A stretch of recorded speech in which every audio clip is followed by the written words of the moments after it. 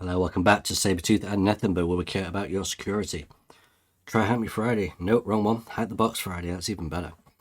And I'm back from holiday. This is the one I've been dreading. Jail Insane. It's got a lot of medium votes and quite a lot more in the difficult area. Less than 1,000 people have access to a shell on this machine, and less than 950 have root. After this, we're going to have a bit of an easier time, and it's probably going to be needed, except for there. This one is terrifying. Now, what I've already done is started up the box, got the IP address, and started an Nmap scan. Nothing weird about this. It's just T5 being the most aggressive scan type, noisiest, all ports.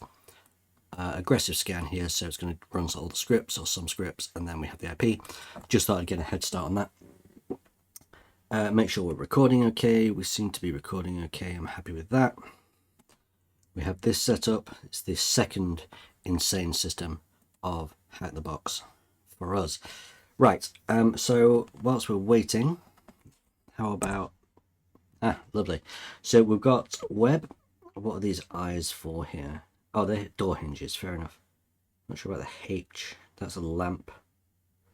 That's a pen and paper and a stool. That's quite good ASCII art. I approve. And we will view the source just to make sure. Okay, it's just you're done using pre-tags, not a problem. Robots.txt is normally a good move. Something we haven't done for the longest time, but I really should get into the habit of doing, is Nikto.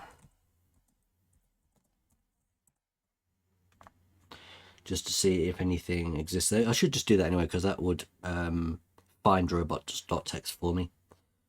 So a Nikto scan, and we're going to run a GoBuster as well. Let's see if we can find a previous, to say it was typing all that out. Lovely. So I'm going to grab that IP, and just so we're aware of what's happening, we have GoBuster with the URL, we have word list, this is already set to the medium list. We could set some threads, but if I do, it could interfere with the port scan if things start dropping, so I think I'm just going to leave it as default 10 just for now and see how this does. At this point, guys, I think it's a waiting game, because there doesn't seem to be anything else visible on the web right now. There doesn't seem to be anything coming back from the Nmap scan right now. I could just try random ports, but there's no real point in doing so. There's 65,000 of them. 535. I'm going to be exact about that. So we're just waiting. Maybe I could give this more threads. Trace method is active, suggesting it's vulnerable. Okay, so cross-site tracing is a thing, but probably not going to be useful here. Okay, I should get used to using Nikto again. I completely forgot about the app for the longest time. Anyway, we have Metasploit set up ready to go in case it's needed. We have Burp Suite set up and ready to go in case it's needed. I'm well prepared on this one. It's just a case of waiting for... it's been a few minutes already. It's just a case of waiting for this result. Whether it be the port scan, the word list, or Nikto, it's a waiting game. So after this box, I may move on to some harder ones and try Hack Me, mainly because this gets easier again. Blocky is apparently easy. Look at that. That's great. A lot of green bars there. Blue is probably Windows, probably eternal blue, right? So there's that there with like 48,000 roots or something. Medium here, medium here. That one's hard, easy, and then we're on to page 3 of 33. Not bad going, guys. Not bad going. We're getting there. We're getting there. So, question now is, I don't know what's going to be done first. I think maybe... Oh, no. I was going to say, I think maybe I'm going to stop the video until something's finished. But as it happens, this is finished. So let's take a look. Let's take a look at this point. Let's take a look at this point. Right, we are port 22, which is SSH. That's pretty much normal. Port 80 HTTP, which we know about. Okay. 111 RPC bind. Generally, I don't deal with RPC bind, but I suppose that's fine. 2049 NFS. That's interesting. NFS is a really interesting. It's kind of like Samba, where you can you have shares, but you can actually mount them on your own system. So that we will look into. 7411 is this. I don't know what that is. We'll come back to that. Send user command. Ready, send user command. Ready, send user command. Okay, I think it wants to send a user command. And then we have 2048 to do with mounting. It must be to do with, okay, probably through the RPC perhaps. So, okay, we're going to go with 2049 first. Yeah, we'll do that. We'll go with 2049 first. So how we're going to do this? We can use show mount through our PC, of course, program not registered. And I think we can use the A flag for all or E flag for exports. We'll do all first and take a look. Then we just put in the IP. Hang on a minute.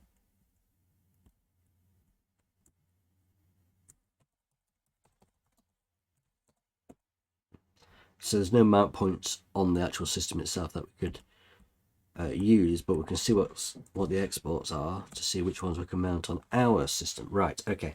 So we have this export list. So on the target system, the OPT ops directory and the var NFS share directory, we can mount on our own system. Now, these asterisks are wildcards. So what would normally happen here is you'd have an IP address or a list of IP addresses, and these are the only addresses which can mount these shares. But as it happens, because it's wildcarded, it means that anybody can mount these shares. So we're going to try and do that ourselves right now. We're going to make a copy of this. NFS allows mounting shares. Okay, so first we need to create the directories for them to be mounted into. Now, as it happens, if we ls our root thing here, we have this mount. It's used for things like this. Okay, so we're going to sudo make directory mount what was it, opt,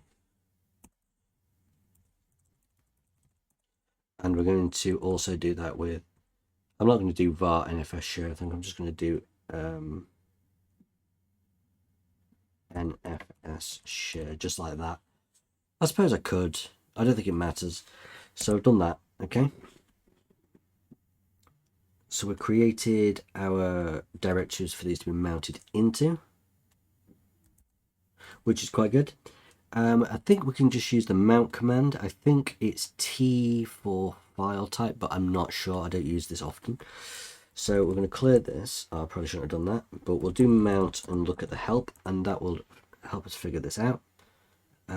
Mount T for types. Yeah, that's the type. Okay, cool. So we're going to do mount. We're going to set the type to NFS, which is what it is. And then I think we do remote and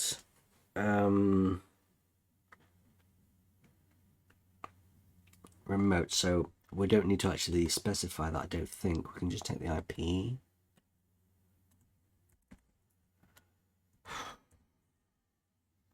Yeah, like that. And from here, we want OPT, and we're going to mount it in mount OPT. And I've just realized that I won't have rights to do this. Why? Won't have rights to do this at all. So I'm going to have to use sudo on this one, I think, just to give myself rights. That look right. So with sudo, we're running mount. The type is NFS. It's from here, the OPT share. We're going to mount into our own MNT OPT directory here. That's going to take some time, but once it's done, there we go. And what was the other one? It was var NFS, no, var slash, hang on, Yeah, that was right. NFS share. Let me just take a look. Okay, I killed it, didn't I? Yeah. And that is going in our mount NFS share directory, like that. That's it. So these are now mounted in theory.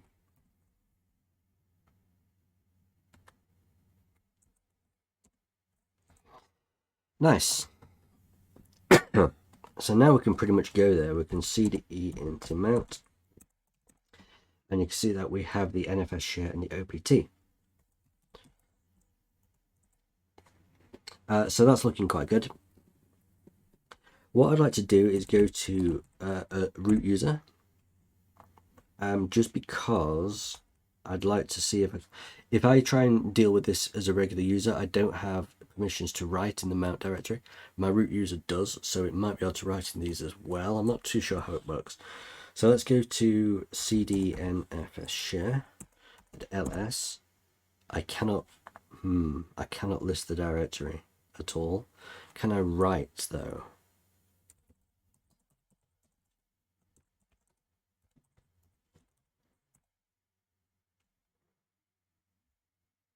I can't write either. Fair enough. Okay. That's fine. What if I exit and now do the same? Can I read it as a regular user? Hang on a minute. cd nfs share. No, I can't. And I probably can't write it either.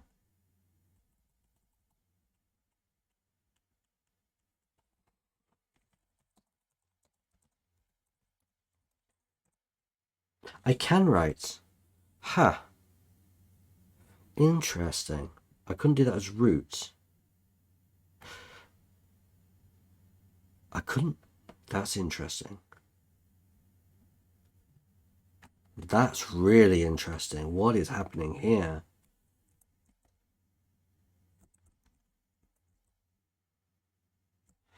Point of contention. We cannot write to the NFS share directory as root. I thought I needed to be root in order to do anything in the mount directory, but I guess that's not true. But I can as regular user. Why? Is there any way I can sort of check permissions?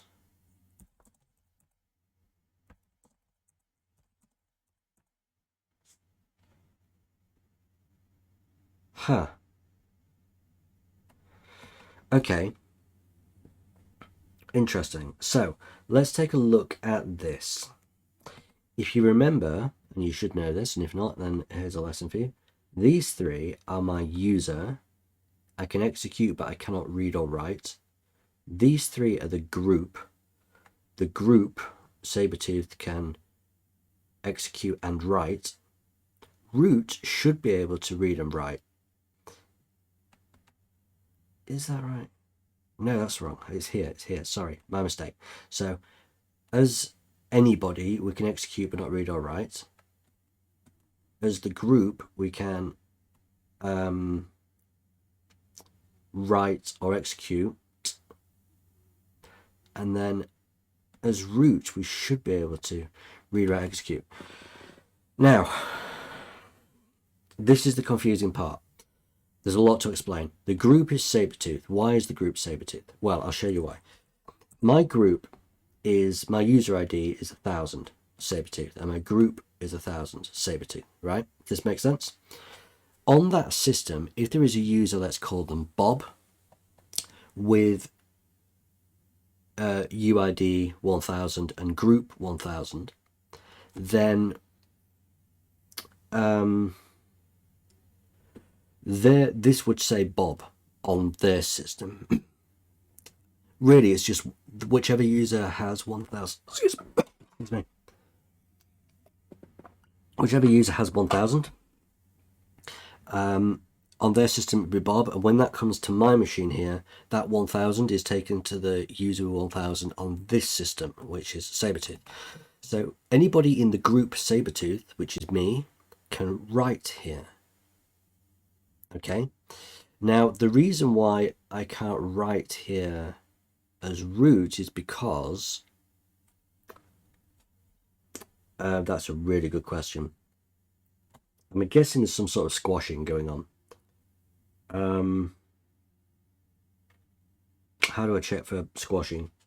Is a really good question. Hang on, let me have a look. Let me Google this. No squash, root squash. I can't remember how to check for it. Let's have a look. Yeah, NSF disabled. Right. So this is probably set. It disables security feature where the remote root user, that's me, when I was root, is mapped. When with no root squash, the root user on a client machine retains root privileges. So what it's basically saying is, hang on, let me just check. I need to know how to check for these. I can't remember how to do it.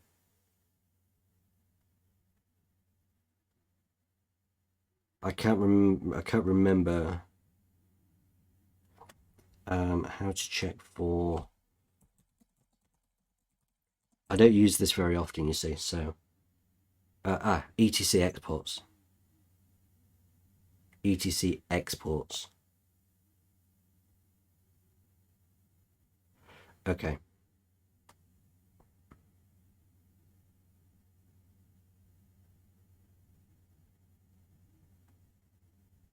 Okay, I'm not sure how to check for etc exports at all. So I've just got like a book over here, my what's it called, Red Team Field Manual. So I'm just checking to see if it shows me how to do this here, and I can't see that anywhere.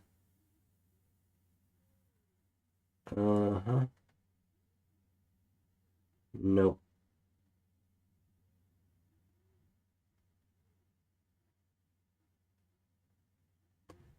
No, I can't see it anywhere. It'll be somewhere. I've got the other version, the version 2. I'm only using the version 1 on over here. I'm not sure why. That's here. Let's see if I can find it in here as well.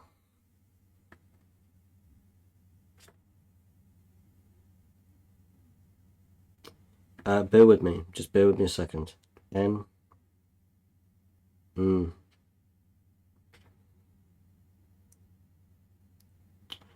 Yeah.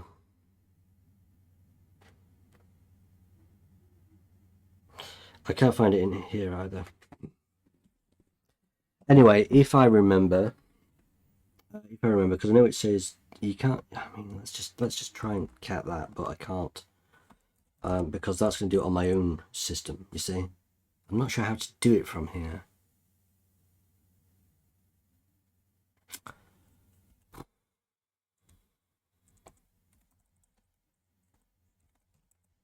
Right, I'm actually going to look this up and Google it. I'll be back. I'm not going to waste time doing this here. Back in a sec.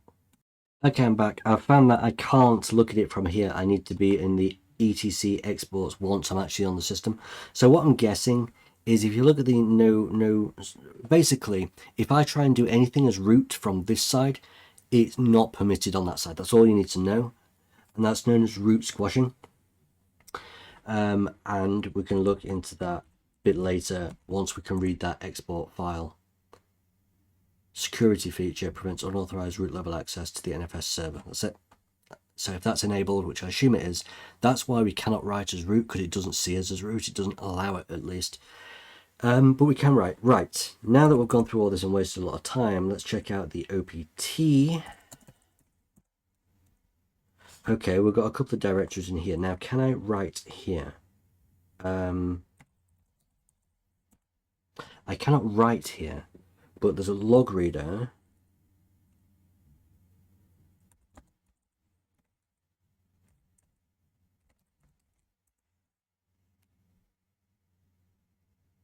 Okay. Whoops. What is happening? Oh, there we go. Right. Logreader.sh, and there's also rh. Nothing in there. Okay, so in that case, I'm going to cat log reader. Okay, so we have this, which is a bash script, which uses bin cat. It's a fully qualified path to read home frank logs check proc.log. Now, Frank may be our 1000 user, perhaps. Okay, so put that there for a bit later. Okay. Frank is user on the system, useful if we need to like brute force SSH or something like that. Good. We are now done with NFS for now. I'm a bit worried about 7.4.11. I'll be honest. Let's have a look. Clear. That will get rid of that. Oh, we've got jail user on here. I forgot that was running. Interesting. We'll check that out in a second. I just want to continue with what I was doing and check 7.4.11. So I'll put that down here and then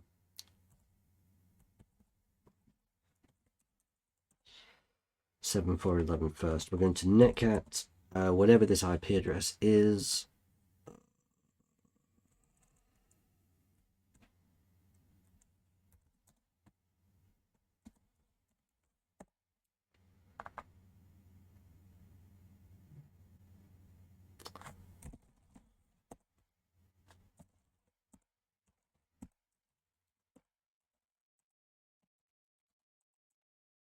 Okay, so user move send pass command. Authentication failed. Oh, and then it dies. Okay. Interesting.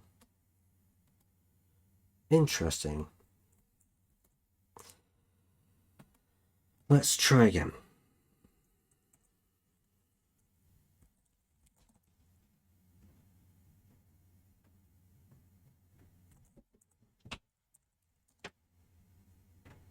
See if there's any buffer overflow, which is easy to identify here. Authentication failed. Admin.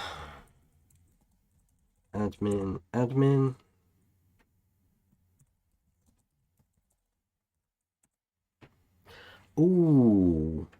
This time it says incorrect username and or password. You didn't say that before. Huh. I think admin must be the username because it comes out with a different error. Enumeration, right? Basic enumeration. Admin may be the username because it has an extra error line when using it, which is there. Huh. So what about if we try again with user admin is password. Okay. User admin pass.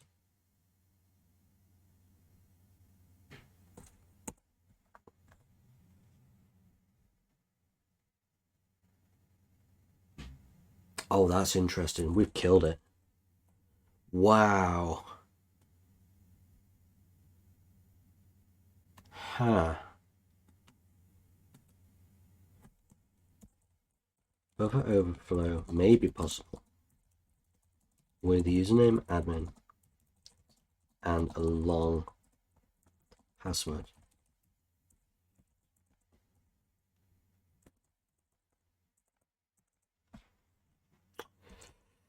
Interesting. Okay, well, so far this is looking good. The problem is if the service is dead, I'm going to have to revert the system unless there's some cron job which keeps it alive. Let's take a look. Oh, good, it is back up. Let me just try that again just to be sure.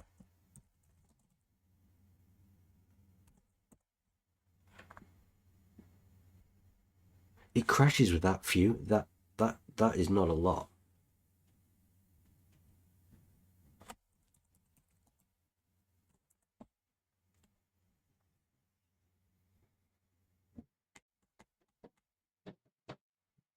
That's really interesting. That's really interesting. Okay, let's go to jail user and check what this is all about.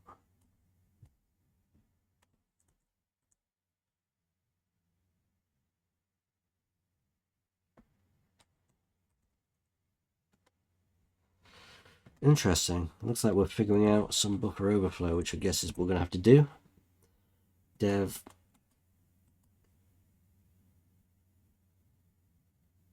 Oh, and here's a copy of the app for us to play with. Okay, this is nice. So compile.sh. Okay, let's grab all these first. Just makes more sense. Makes more sense. We can wget this. Wget jail. And wget jail.c. Oh, and change the mode to make sure that it. There we go. Right. Nice. Let's take a screenshot because it's just much easier sometimes to do that. Where is screenshot? Where is it on here? I don't even know where my screenshot is. I think it's just, I'll just use print screen. It must be my main system that I'm thinking. Screenshot tab or app. Nice. We download the files. Oh, come on. Right. Good call. Good call. We're going to cat compile.sh. So interesting. This compiles jail.c code as the program jail. M32 means that it's a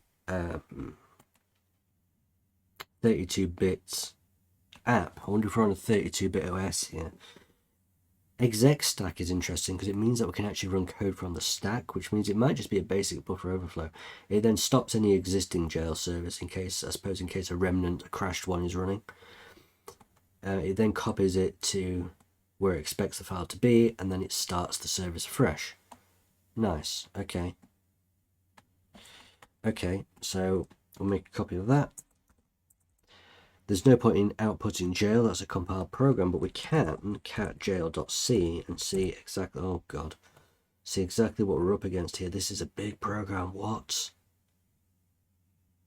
Oh man, a bit of code review. Well, this is going to be fun.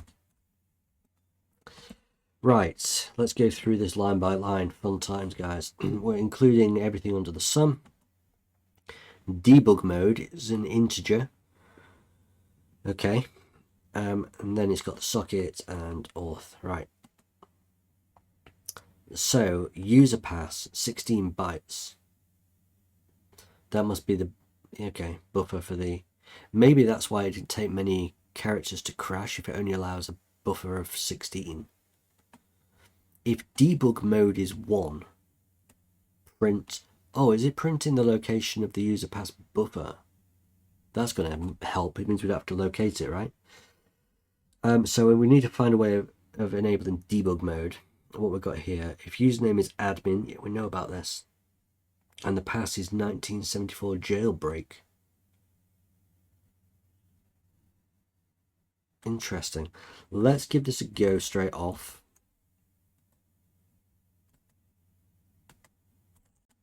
What am I doing? I just kind of crashed and had to restart the recording. I don't know what went on there, but no matter. That's just happens. What was I about to do? Oh yeah, I was going to try that out, wasn't I? Seriously, memory like a sieve. So we're going to NC, whatever the IP address is. I still can't remember it. There it is. I'll just steal that. Thank you, very glad.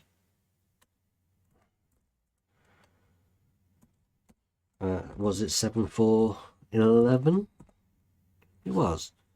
So we're going to user admin, and pass was, I can't remember what the pass was. 1974 jailbreak exclamation mark.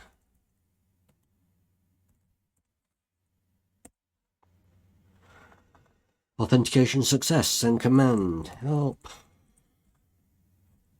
Hello. Okay, well, I don't know what command to send it, but at least we've kind of got access now. That's fine. Incorrect username password. Got it.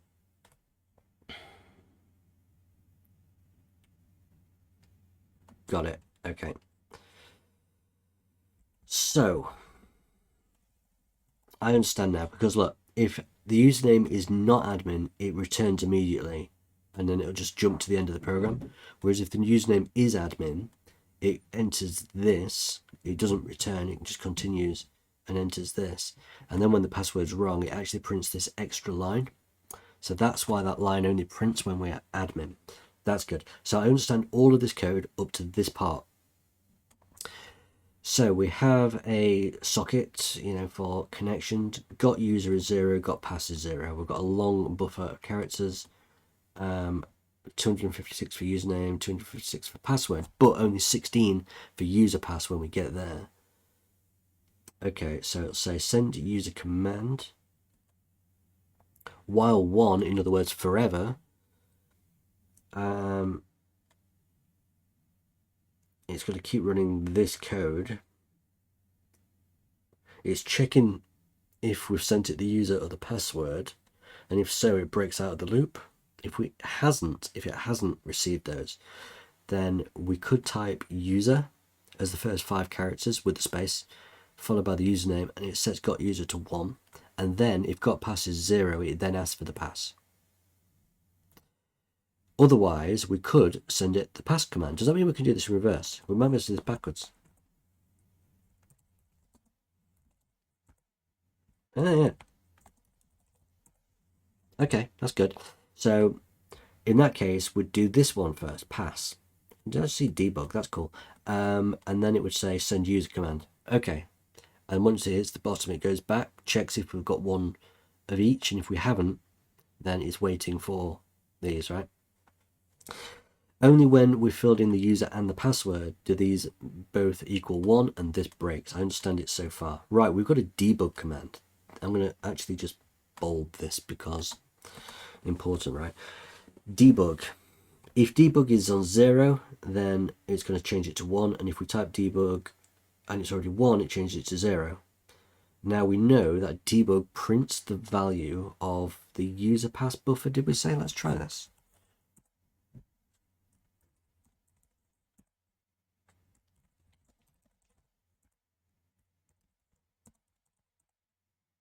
Yeah, brilliant. Look at this. Nice. Okay, so we're going to make a copy of this.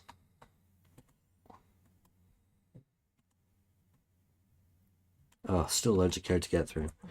Debug command prints the address of the user pass buffer, and I think it's the user pass, which is only 16 long, which can be overflowed. This is the one which can be overflowed, right? Okay, so this makes sense. Let's go back up to where we were. If got user, got 1, got pass 1, break, that's fine. Well, good up to here. I understand the code up to here, and I hope I've explained it well. So now this is the auth. So if auth is okay, it's checking for a command. We could send it open, and it says, okay, jail doors opened, but I don't think it does anything else. It just prints that message. And if we could do close, it'll say, okay, jail doors closed, and it'll just print that message. Otherwise, invalid command, then it returns, meaning the program terminates, right? If we do something else entirely, it'll say, return 0, the program terminates, return 0. So I don't think these are actually going to do anything, but we can try it. I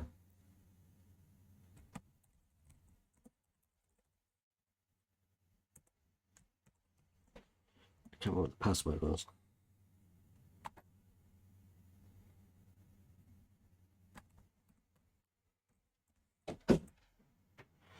Open. jail doors opened. I think that's all it does. I'm going to leave them open anyway, just in case it does do something else on the back end. There's nothing wrong with it being open, right? The only thing left to cover is the main. This is what happens when you run the code to start with. So it creates the new socket, creates a port and buffers and so on, and just creates all this stuff. tries to connect. There could be an error. That's fine. Not sure. Memset server address. So it basically starts the server running on the port. Oh no, I've just thought server address, and then it's listening for a connection, and once it gains a connection, it forks. Right, I need to explain this. If you're not a programmer, you need to know this for this to make sense. Now, what we would normally do for a buffer overflow is we would attach a debugger to the see brain pattern 1, by the way, previous video, for an explanation of all this and seeing it in action. But we would connect to the process that's running on our local system, and we would then sort of send it commands and so on, and then after that, yeah, we'd continue our attack. Sorry, that banging is really annoying. Give me 1 second.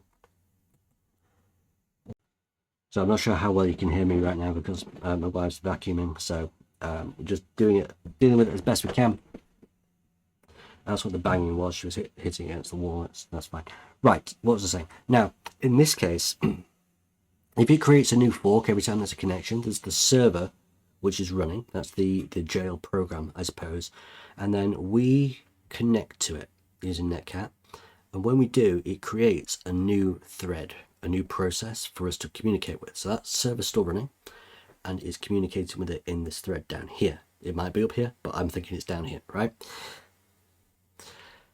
So what will then happen is we're communicating with this. Once we disconnect or it kicks us out, that dies. Control goes back to the parent. I think the parent's always going to have control, because if we have 10 people connecting at once, it's going to have 10 different threads to communicate with. This is how chat rooms work and stuff, right? Clients, connections. So here's the problem. If I connect to debugger, it's going to connect to the parent process. We want to connect it to the child process. And then as well as that, the next problem is when the child dies, we don't want the debugger to disconnect. We want the control to go back to the parent. So I need to deal with this when doing this buffer overflow. That's going to be quite fun.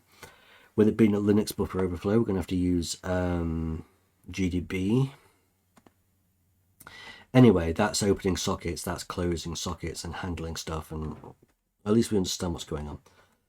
Okay, so we need to, using GDB, number 1, ensure that we can communicate with, no, not communicate, that we can debug the child process rather than the parent. And number 2, ensure that when the child process dies,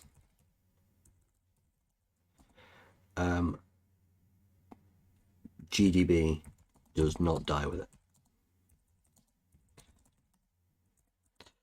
Those are the 2 things. Now, there are ways to do this, and I have looked it up in the past, but not for a while. It's something to do with fork, child, on, parent, I don't know.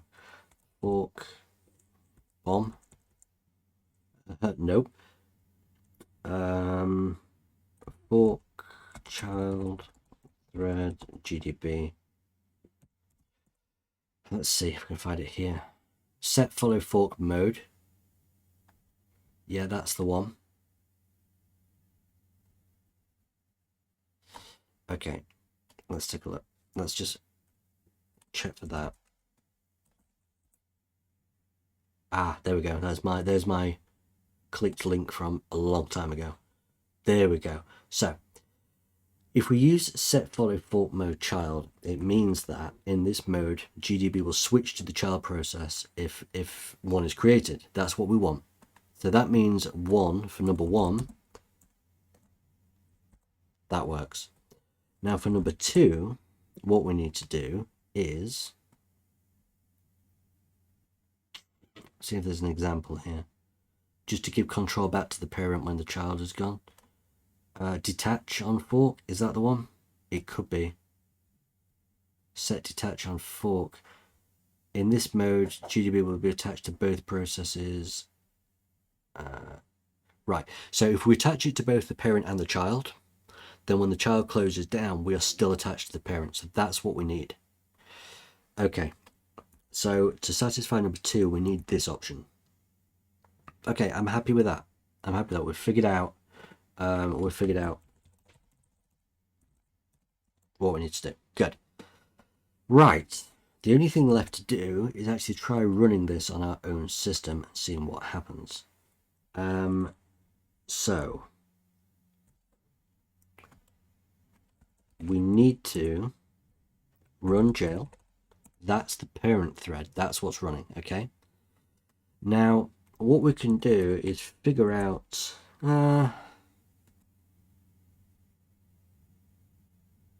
Yeah, we need to know which process to connect to. We can either do ps aux and search for jail, in which case it tells us that, go away, GURP. It tells us that our program jail is process 7563. Another way we could do this is process ID of jail, and it'll tell us 7563.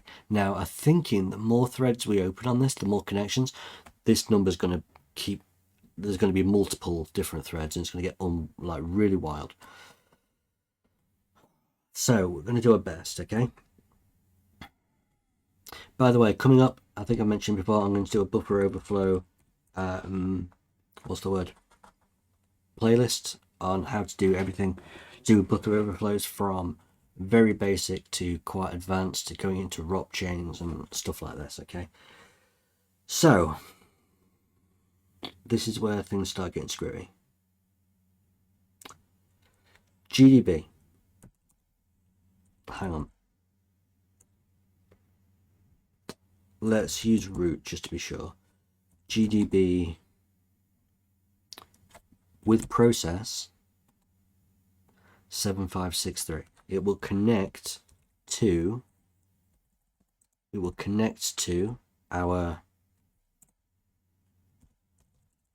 parent process, which is the server that's running. Okay, so it's running. I've got Paydat installed as well. I found that really useful. Okay, so what we need to now do is make sure that these settings are given, right? So we are going to set it to that, and we are going to set it to this. So the first thing I'm going to do is use the app normally, try and connect to it, and just see whether, actually I should have done that before I even opened GDB. So we're going to do continue and wait for a connection. Because we are now running jail, it means that port 7411 is open on our local system. NC 127001 7411. So it should be now, there we go, it's got a new inferior process, and this is the process ID of our new connection, right? So we could send user admin, we could send pass admin, and then the process dies and it will say that it's exited normally, right? And it says that it's not running. Now, in order to get back to, if I do info inferiors, process 2 is the one that was just running and it died, but process 1 was the original 7563. So all we need to do is inferior 1 to switch back to parent, and then C to continue, and now it's waiting for the next, right? You can see I've done this a lot, right? Not for a while, but I have done it a lot. So that's dead, and we're waiting for a new connection. Okay, this is good. This is good. So let's just make a note of this just to show that we've got everything running.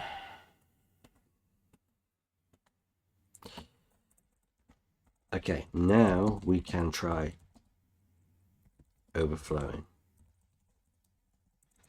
Now we're going to try overflowing the buffer. If we're going to overflow it with capital A's, which means in hexadecimal, the character A is 41. I would say 41, but that's not technically true. 41. So if we can get the EIP address pointer overwritten with A's, it means that we're doing something right. If you don't understand any of this, go see the brain pan video. I explain it, or wait for my upcoming buffer overflow video, right? So let's give this a go. We're going to go here. The user has to be my admin. It has to be. And then the pass can be that.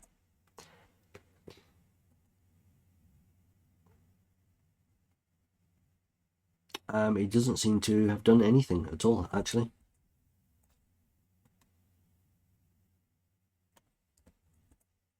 It doesn't seem to have done anything whatsoever. So I thought that would have worked, but it didn't. Okay, this now just seems to have... Okay. The problem now is that we're going to have a zombie process, I think. PS, orcs, grep, jail. Yeah, we've got 2 of these running now. That's not good. So let me kill... No, I probably don't need to. I think 7563 is still right, because it's still running, right? So let's try this again. Okay, yeah, 7563 is already covered by 7644. Ugh. Right, sudo kill 97644. Get rid of that process, and now we can run it again, and we should be good. Right, we're good to go. But now we have to set, if I go back up, oh, it's not letting me go back up to that. I thought we might be able to, rather than go all the way back and having to copy paste these. This is going to get so annoying, I'll tell you that right this second. So I don't know why that happened. It didn't like the crash, obviously. But I'm going to try it again, because that's what I do. I'm going to continue. I'm going to try this again. We're going to give it even more A's this time. User, admin, pass.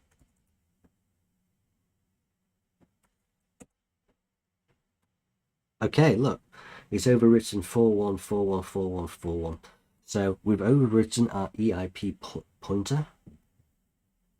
Yeah, this is good. This is great, actually, in fact. So I probably don't need to do all of this again, but I will. I'll copy it all, just because. So look, where are we?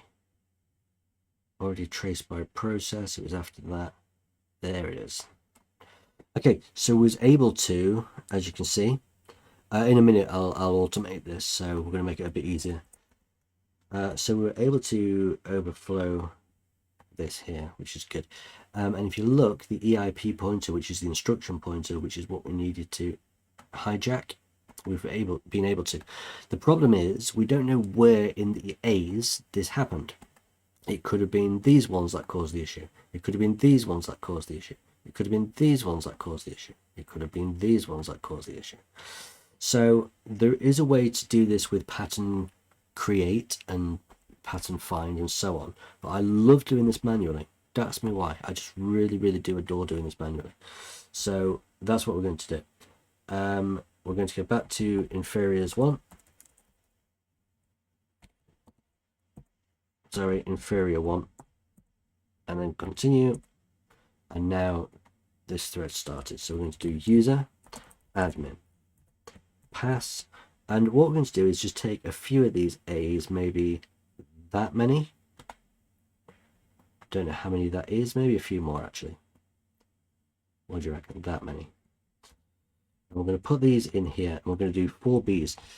So if A is 41, 41, 41, 41, B, B, B, B will be 42, 42, 42, 42. The goal is to get 42, 42, 42, 42 in here. Because then we know that those 4 B's are exactly where those 4 B's are exactly where the EIP pointer is. Does that make sense? So we're going to try running this, and we will see that is still 41. So there's too many A's. There's too many A's. So we're going to go back to inferiors 1. We could probably do it inferior 1 and then continue. And now we're waiting for the next. So we're going to go again. And this time user admin, we're going to go pass, but this time we're going to take just a few less of the A's because there were too many last time. It takes a lot longer doing it this way, I'll tell you that, but I absolutely love doing it this way. And again, we're there. So we're going to get inferior 1, we're going to continue, and now we're going again. This time we're going to take this many. So there, user admin, pass, and this time 41, 41, 41, 41, still too many. So we'll go again, and then this time we're taking this many. Doesn't take too long actually. It is, like I say, it is a lot quicker doing it the other way, but again, okay, so I mean the buffer's only 16 long, so technically it should be not far over 16. In fact, if we've got user USER with a space, that's 5, and then pass PASS with a space, that's 5, so that's 10 plus 16, that's going to be 26-ish. So let's take a look. 1, 2, 3, 4, 5, 6, 7, 8, 9, 10, 11, 12, 13, 14, 15, 16, 17, 18, 19, 20, 23, 24, 25, 26. So let's just take a few more and let's just try this. Let's just try this. Okay. Did I restart that? I did restart that.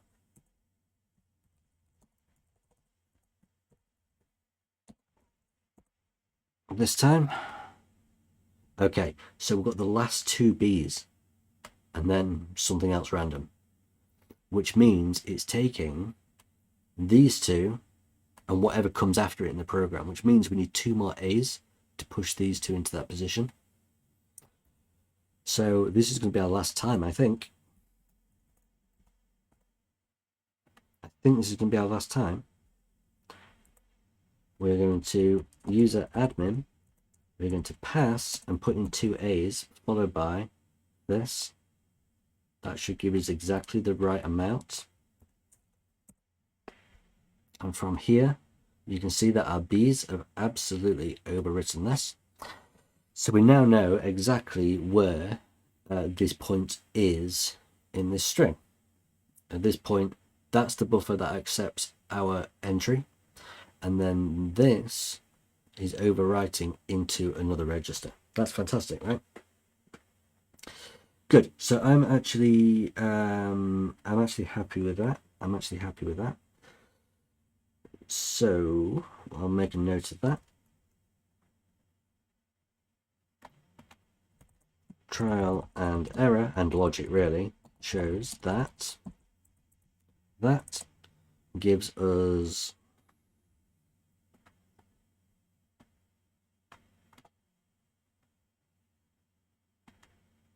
that.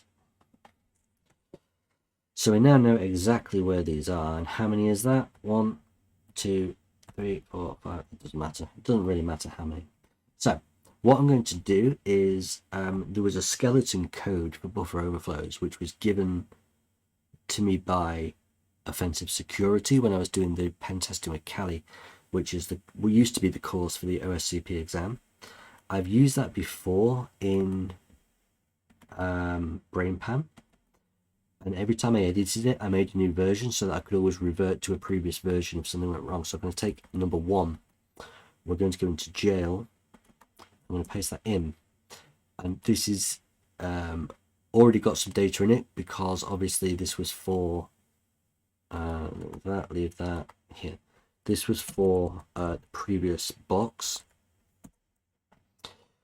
but I can reuse it perhaps. So the IP address is going to be our local IP is going to be 127001.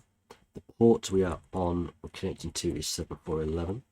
Now the prefix I will deal with in a minute. The offset I'm not too bothered about. Normally if there's like 500 or so A's, I'd do A multiplied by offset and that's it. But as there are only a few of them, I can literally just paste these in as is. It's not taking up too much space, you see. I can literally just paste these in here. like that, and that's fine. That's the overflow. There's no prefix. Oh, there will be a prefix, really, won't there? Because we need to send the word pass before that. So let's put that in, pass. Followed by the overflow, pass, followed by that, followed by our 4Bs. Nothing in padding at the minute. It doesn't matter about payload or postfix. We'll leave that as it is. What happens then, all of these are concatenated together. So buffer equals the prefix plus the overflow plus return plus padding. So that's all stored in buffer. We open a new socket, and then we connect on the IP and port that I gave earlier. It says sending evil buffer. Now, the problem is we don't want to send that straight away, do we? I don't think we're going to need these either. This is the return carriage and new line. So let's just do that. So what we need to do is walk through this program without this. It doesn't matter. We'll do it with this. It's fine. Doesn't really matter. But we need to walk through the program and figure out what's happening. So it's expecting some data, right? Because it's expecting some data, we have to make sure that it has space to, well, it needs to grab that data before we can do anything else. So what we're going to do is S is our socket, so S receive. We're going to put 1024 bytes. So it's going to receive data. If it's not quite that long, it doesn't matter. It's going to take as many as it can, which is going to be this string here. Just need to make sure it's big enough. That's why we're going to overkill on that. So it's going to receive that message. After that, what we need to send is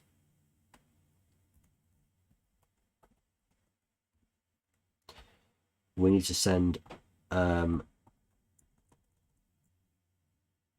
we'll do it here just to be sure. User admin, right? User admin. Happy with that? It then has this message, so we need to have our program receive that as well. So we're going to do exactly the same. Copy that, and then paste this into here. So first message, user admin. Second message, we don't need this sending evil buffer stuff. That's pointless with us. Don't really need to send done as well, but we can.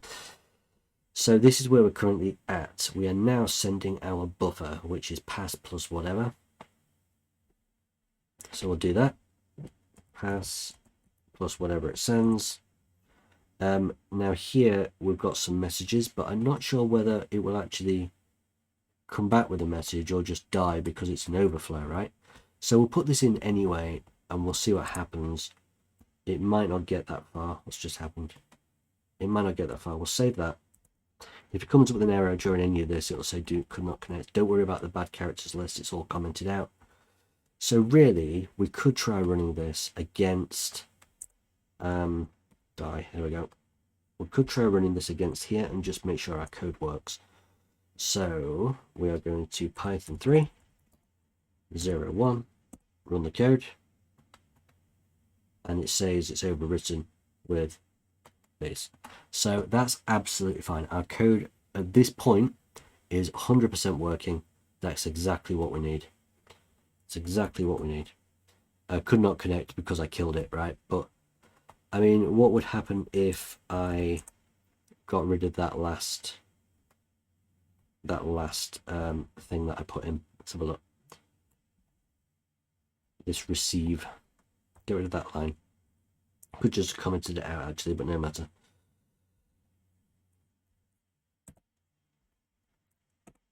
Now it says done, and it still crashes, I think. Yeah, now it says done and it still crashes. So yeah, I'm happy with that. That's good. So what we're going to do is copy 01 here, and we're going to change it to 02, and now we can start developing from 02. Okay. Now we need the return address, which comes from that debug thing, right? And then we need a reverse shell put in here. And we need to pad it out. There's still a lot to do. But as I need another drink, my throat is going. voice is going, sorry, and toilet, everything else. I'll be back soon. Fun one. Okay, I'm back. So I think I might put this back in because if we do a reverse shell, it might need to receive the data in order for the shell to send, if that makes sense, in order for the shell to actually, I don't know. I don't think there's any harm in it being there, is what I'm saying. It's just not going to print our done thing until we actually kill the program. Right. So here's the thing. We've got however many A's here before the program crashes. We're then overwriting the address. Now the return address, what I've actually done is I've got my book here with all my buffer overflow notes from OSCP and also from OSCE. I'll put that this side because I'm going to be reading through that and getting some things. The first thing I notice if I open this up is when it comes to addresses, I could put in, like I did before, let me have a look. I go back to brain Pam and look at the final code. I could put in the return address like that as hexadecimal characters in reverse order due to little endian. But another way in here is using struct to structure, and this one might make more sense. And let me explain why this is. It's going to be difficult. The payload for now, I'm going to set as an interrupt, and what this is, hang on a minute, a few interrupts here. Once GDB hits these, it pauses and lets us know that it's actually reached this point. This is where a payload is going to go, and I need to make sure that we can actually reach this part of the code first. Does that make sense? Now, the padding, I'm going to put it in a few bytes of, I don't know how many, 16 bytes of NOP sleds. Now let me just remind you of what a NOP sled is. Let's just say that payload is at this address right here where my finger is, not there, there. Payload is at this address. Our return address, which is currently B's, is here. What we need to do is put in the address which jumps to here.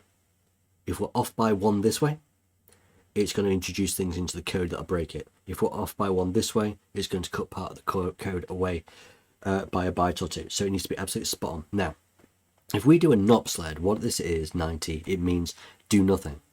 If we've got 16 bytes of the program doing nothing, we could jump from, instead of directly to here, we could jump somewhere here in this NOP sled, and it'll keep doing nothing, doing nothing, doing nothing until it meets.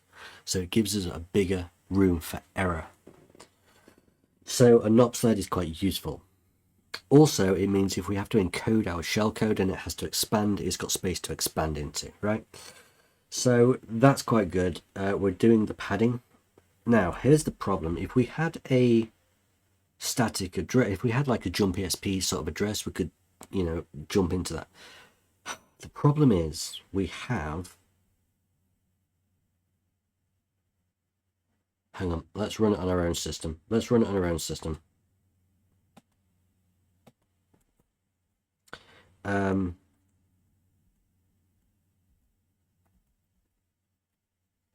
You can see there that I installed the, this was from when I was installing stuff, and that's given me an idea, actually. Pwn Tools is quite useful, you know, for this. I'll come back to that idea if I need to. So, NC, surely I've done this a few times. Where is it? It's here. NC wants, right, so we're going to send debug, and then user admin, and then pass whatever. It shows on my system that this is the address. That's different to the address on the actual server. Locally, now the question I've got is, does this change, or is it the same each time? If it's the same each time, our life is easier. If it changes, then we're in trouble. Oh, that's the same. If I stop the jail server and restart it, it will change. But I think... Oh, crap. Hang on. I think it's going to be the same through this run of the server.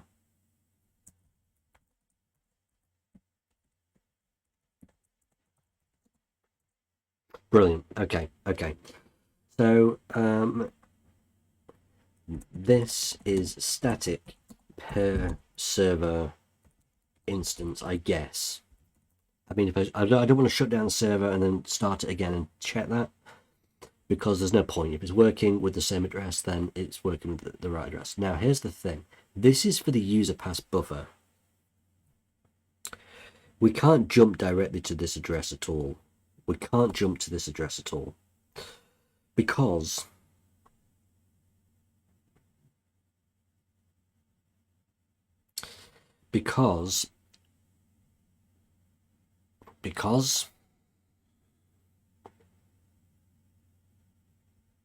come on, I've got it in my head. We can't jump to this address. Because of all this junk, we've got pass, which is 4 characters, a space, which is another 1 here. No, it'll be after that. It'll be after that. But what we do have is however many characters of crap. We've got to count these now. We have to count them at this point. So 1, 2, 3, 4, 5, 6, 7, 8, 9, 10, 11, 12, 13, 14, 15, 16, 17, 18, 19, 20, 28. 28 A's plus the return address, which is another 4 bytes. So that's 32 bytes, which means if the buffer starts here, which it does because this is the buffer we're overflowing, right?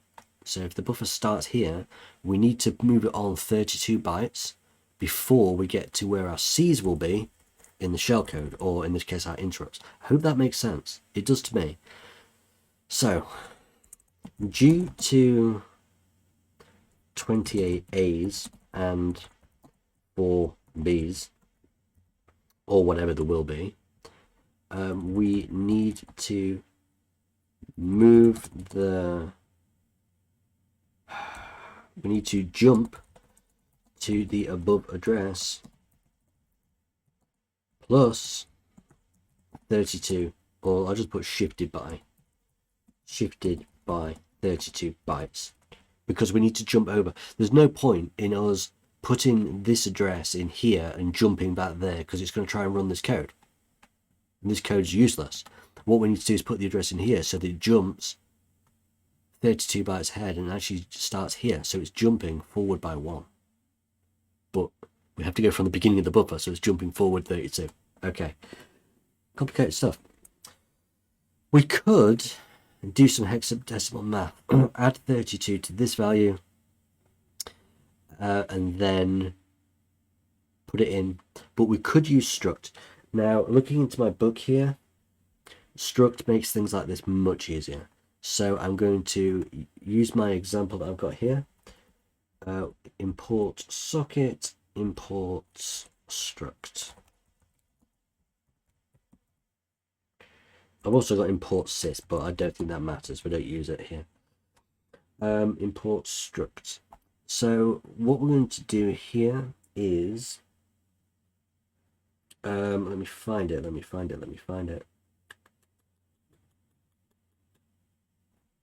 Next page.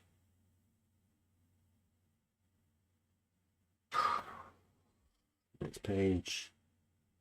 Okay, so return address is going to be, let me get this right, struct pack.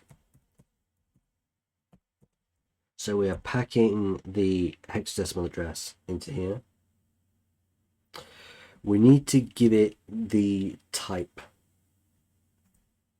And we also need to give it the value. So the type, we're going to do little endian because we need to read it back to front. This will make sense if you know your buffer overflows. We need to read the bytes in reverse order. That's just how things work. That's why we saw 80 followed by BB rather than BB 80 back when we were trying to find out where the B's went.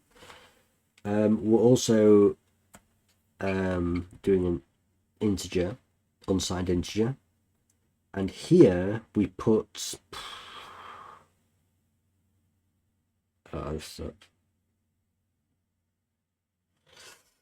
here we put, I think, our value, and we should be able to just add 32 to it. I could be wrong on this. Let's try it. Plus 32. I think that's it. I think that's it. So we will save that anyway. We've got our interrupts in there. We'll try running this code and we will see if it hits the interrupts. It might do, it might not. There could be something wrong with struct, the way I've used it, the pack. So let's see. We're going to inferior 1, we're going to do that, and we're going to run our code, which is, hang on, let's kill that first. Run that code, which is here. Okay. So I did stucked, so I'm an idiot.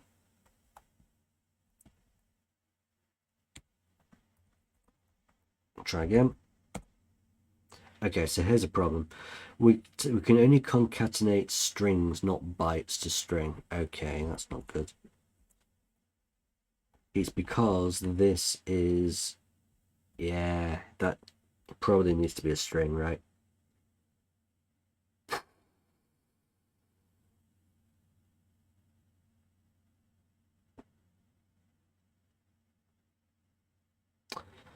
I'm not entirely sure how to get around that, because back when I was doing this, it was Python 2, this is Python 3.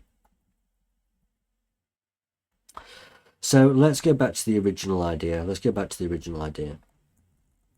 So it would have been nice for this to have worked, I'll be honest with you. But hey, I'll figure out how to do it another time. So what we need to do is that plus 32, which is, so we need to take our hex value, which is here, get a calculator going. Okay, so in hexadecimal, we're going to take that, we're going to convert it to decimal, our number system, add 32 to it, and then convert it back to hexadecimal. So this is our new, this is moved on 32, right? There we go.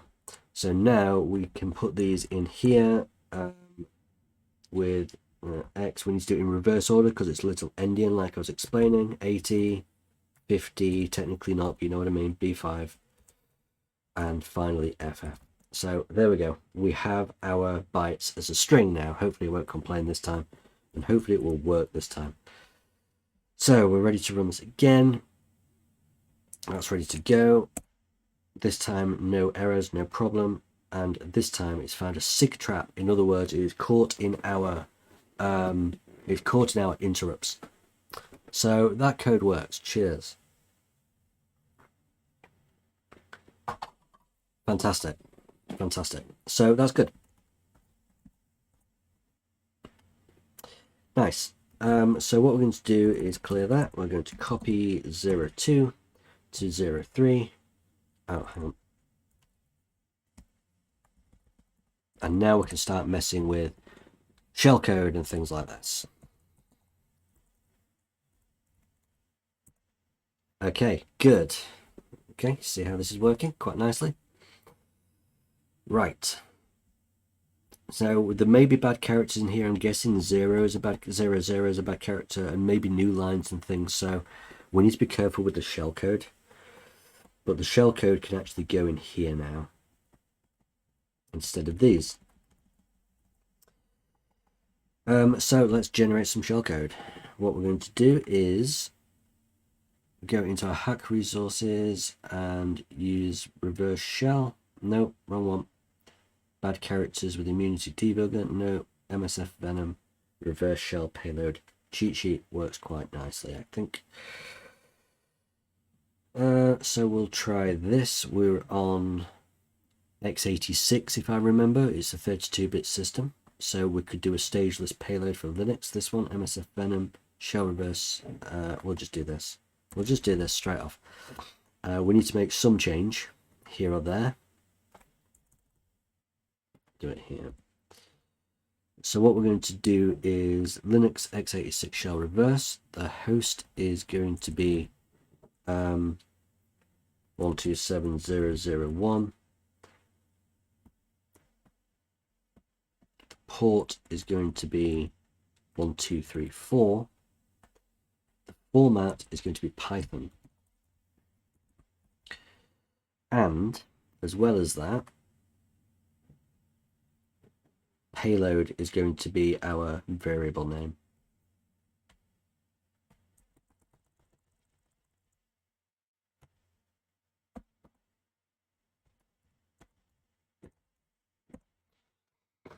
So we're creating a shell here.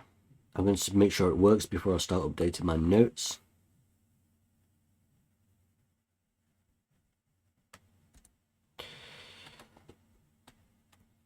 Let's put that in there, which is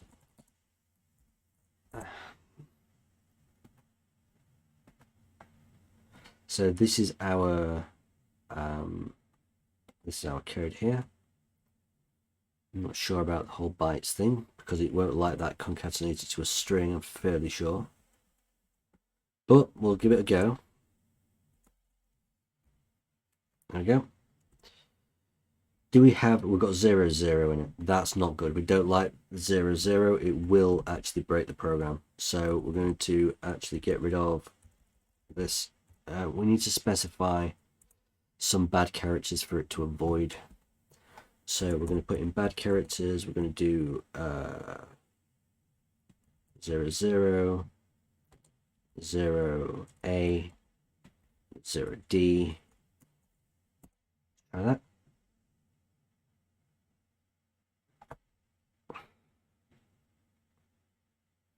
So now it hasn't got any of those characters in it. It's created generated a new shellcode with safer characters, which is quite nice. So we're going to put this back in here like this. I don't like the fact it's got this in bytes. We may have to remove the bytes. It may complain. We're going to save that first though and just try it just to be sure.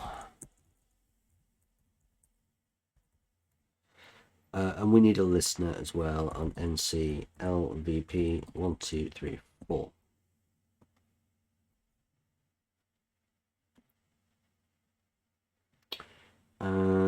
That's continuing, ready to go. Okay.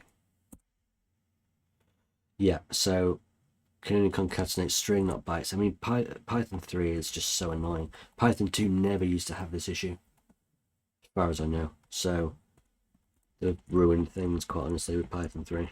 But that's okay. Let's get rid of that. Let's do it as a string. Be fine. So that is still running. It's not crashed. And connection received here. So it works on my local system. It works on my local system. Okay. Nice. So let me put a note here. Hang on. Python file 03 works on local system when user pass is at. Obviously, it's not going to work if this changes, so I just need to make that note. So all we need to really do is change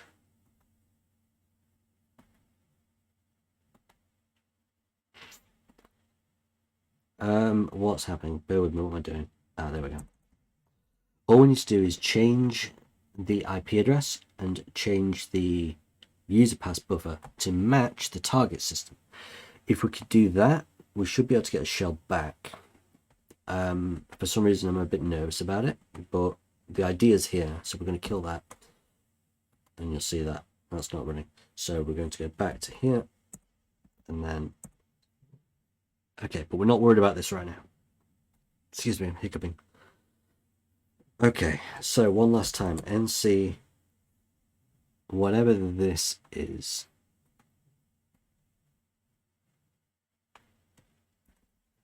Oh my god. Whatever this is. NC there. And then 7411. First thing I need to do is check that this hasn't changed.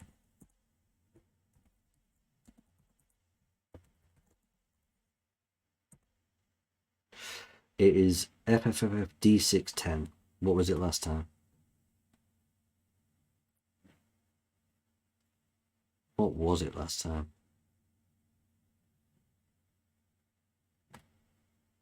FFFD610. So that's not changed. So that's good. So I'm going to do the same for the target. Oh my god. Buffer is at here.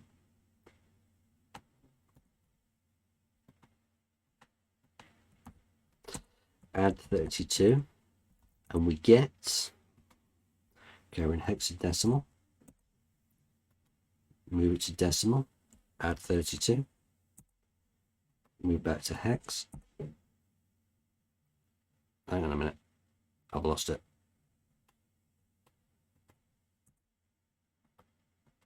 Yeah, there we go. So we are now here. Okay, so we're going to 04 now. Kill that. Copy. Oh, that's still running. Copy 03 to 04. Clear that. Nano 04. Right. So we need to change this to, what did I say it was? This one. Cool. So we're going to change that.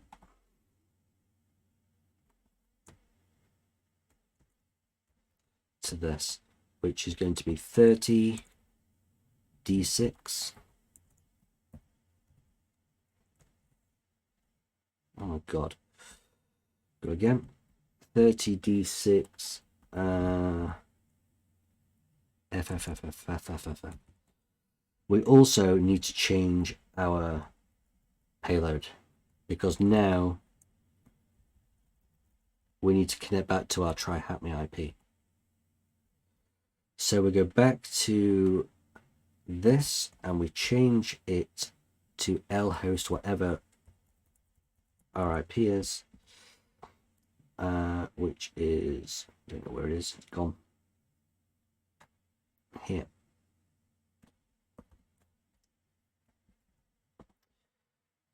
So we're going to make new shellcode with this, and then we wait, put this shellcode in, and hopefully then it's just going to be a case of copy that, running it and seeing what happens. I'm looking forward to getting a shell on this thing, I tell you. The fact that it's insane probably means there's plenty more to do once we've got access.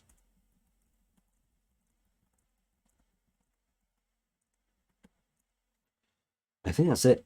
We've changed the address. Oh, and the IP. Can't forget the IP. My god. That would have been a bad one, wouldn't it? And change the IP address.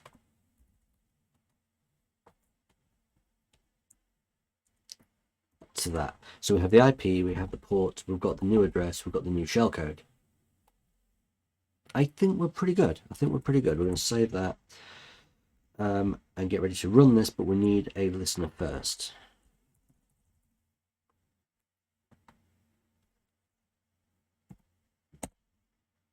Here goes nothing. Oh, there's nothing come back.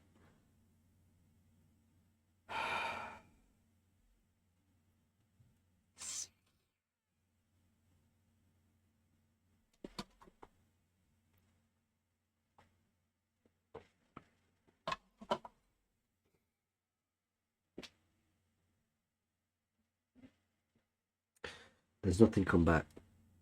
Just check my book.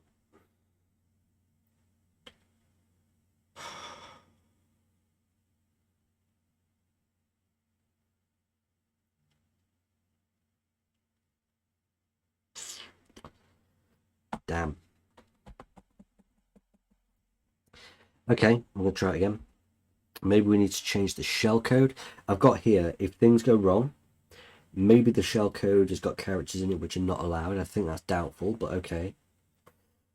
Maybe the port is blocked on the target system, so it can't make a connection back. Now that's interesting. If the port is blocked, I mean, what port would it allow? 80?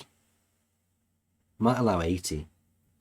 Should we try this again with port 80 and see what happens? Because then I'll regenerate the shellcode at the same time, and it will test both things at once. So it's not going to be too difficult for me to do that. Just change that. And then update it in my code.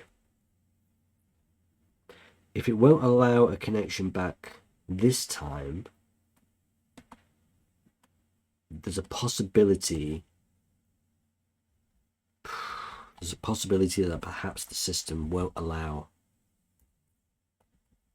outbound connections at all. That's a terrifying thought. If that's the case, I'm going to need a different idea. The code is going to be fine, and it's going to need minimal tweaking, I think. But I need something other than a reverse shell. I could use a bind shell. Perhaps. Let's try this again. On port 80 this time.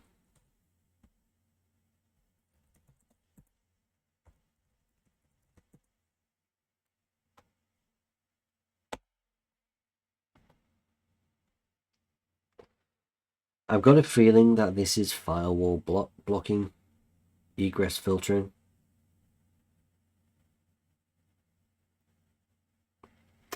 Okay, do you remember earlier when I mentioned pwn tools and I said that could come in handy later? I think now's the time to probably try it.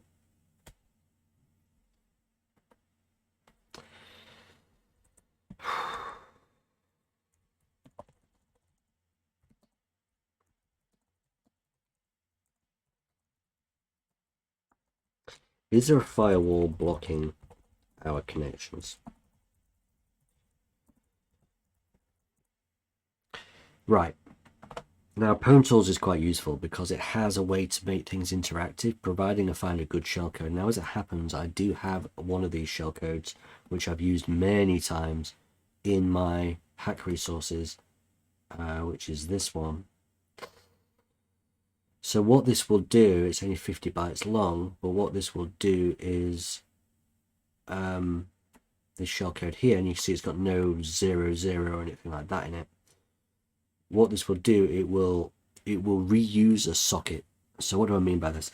You know that we're sending a netcat request and it's communicating with us. That's created a socket, right? What it will, because this connection's already been established, this shellcode will reuse this existing socket to try and get some sort of interaction going. The problem is the only way to do interaction really using this sort of code, like basic sockets and things, is by using like a telnet library, and I'm not really prepared to do that because they're buggy at the best of times. I'm gonna have to rewrite this. I think I'm gonna have to rewrite this as using pwn tools, I think. So let me go into the pwn tools chat with my book.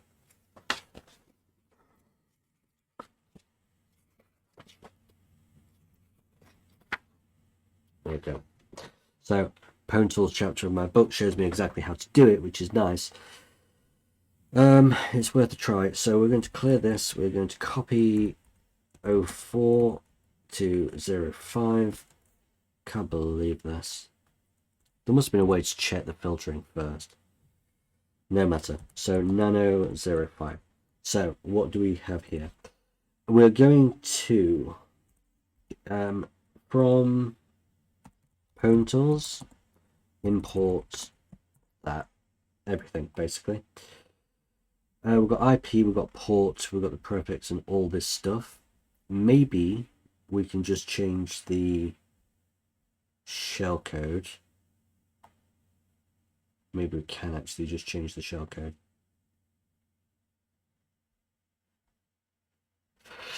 Okay, so let's try this. We're going to change out the shellcode from this to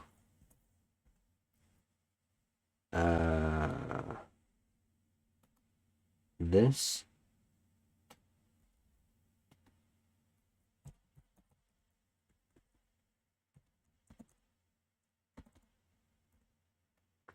Oh man. Get this in brackets so that it knows that I need all of this, not just a bit of it. That's wrong. That's right. Okay. So there's our payload in here now. The address stays the same, the IP stays the same, the port stays the same, the prefix stays the same amount of A's. All this is good. But what I don't want to do is do a basic socket this time. So how are we going to do this? We are going to do S as, hold on a minute, S equals remote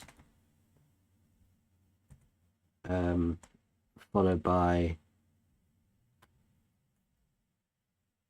IP and port.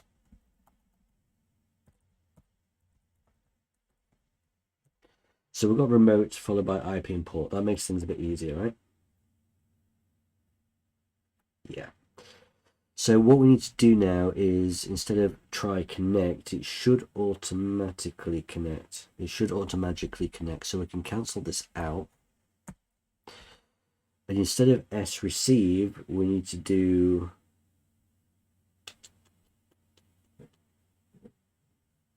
oh no, it still works. Instead of S send, we need to do S send line. And I don't think we need to do bytes or anything here. This is actually the easier way of doing it, so I don't know why I didn't go with this straight off. We can literally just do that. User admin. And then it's going to receive more, and then it's going to send again. Buffer. I think that's it. Just like that. And then receive, and that's it. I think that's it. So that didn't take too long, providing that's right. That didn't take too long. So we're going to try this on 05. Okay, we've got a problem here. Text is not bytes, assuming ASCII. I don't think that worked. It didn't work. So text is not bytes, assuming ASCII. What does that mean?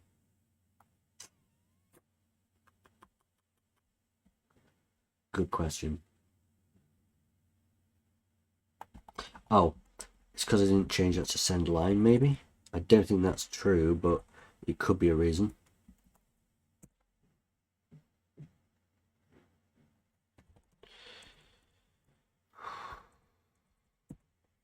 Okay, so I'm going to start looking into this. I'm not going to waste time on video doing this. If I find something, I will let you know back in a minute. Hey guys, I found something in my book, and I've not yet tried it, but I wanted to try it here because it's too much change for me to basically say, I've done this. Well, it's not really. This is the code exactly as it was, right? What I've missed out is I need to make the thing interactive. Literally, that was it. That wasn't much change, really. I've also had a... Do you remember I put this receive in here? Let me do this again. Put this back in. You'll see what I mean. Hang on. I had receive. Nothing else has changed.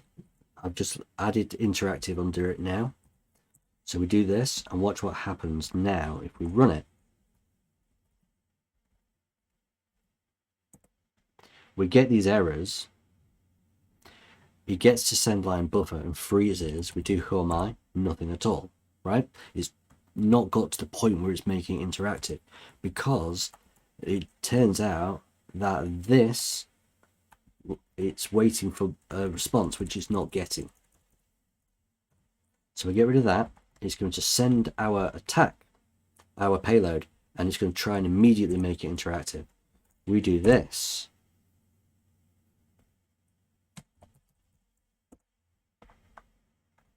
And we get some kind of shell. Guys, my God. Oh. We get some kind of interactive shell. print working directory, ID group, everything. Right, it's all here. It's all here. So we convert to code to home tools 05, that is, and use this shellcode, which I already had saved, and get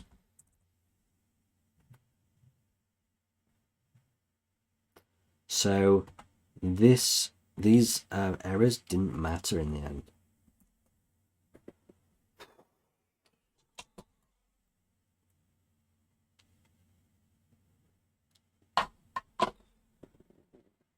We got a shell, guys.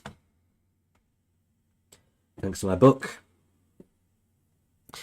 Okay, let's figure out what to do next. We are nobody, as in we are the user nobody. Let's cd to home and see where that is. Oh, it's just the main root directory here. We can go to home, and there's Frank, cd into Frank, permission denied. Okay, that's fine. Now, oh, I'll tell you what I could do. I could go into opt. No, I didn't mean that. The other one. What was it? Var ns n. What was it? ns share. Could be that. Whatever it is. cd var.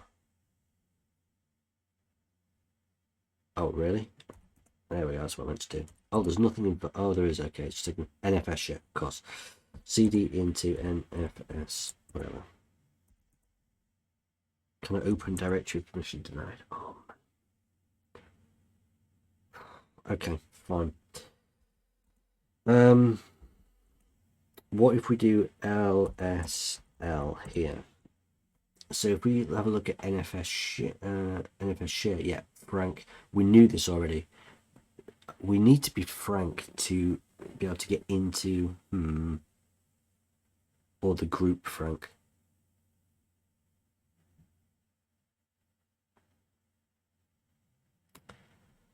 This is interesting. Now I know that moo exists in there because I created it. I think I created moo in there or something in there. Let's have a look.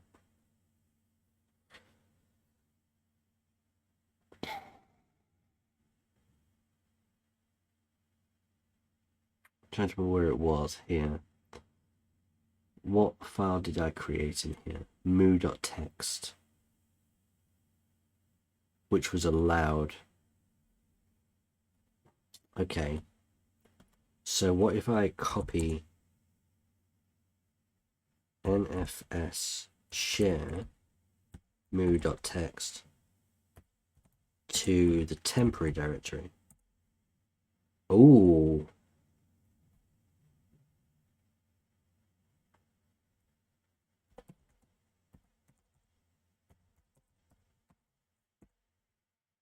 Okay. That's interesting. Wow. Okay, right. So we cannot list contents of var nfs share, that is right, as the nobody user, because it's not a real user, I guess. But the file we uploaded there, moo.txt, we can access. So we moved it to temp and then ran it. I mean, technically, can we run the file, even though we can't list nfs share, can we actually cat nfs share / moo.txt? If we can do that, yeah, that works as well. That's great. That's given me an idea. If I can write, hang on, lsl NFS share moo.txt.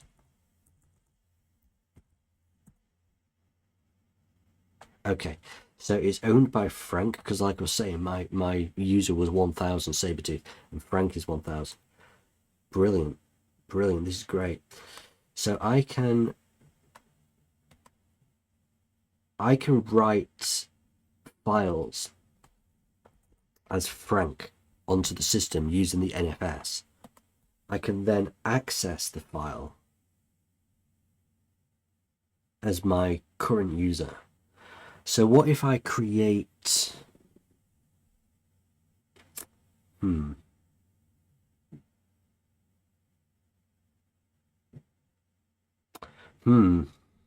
need to think about this. Is there a way I can abuse this? There must be. Why else would I have access to this file? Why else would I have access to this file? If I lsl temp, so this is now owned by nobody because I moved it. I see. I've just thought of something. What if we don't need this anymore, right? What if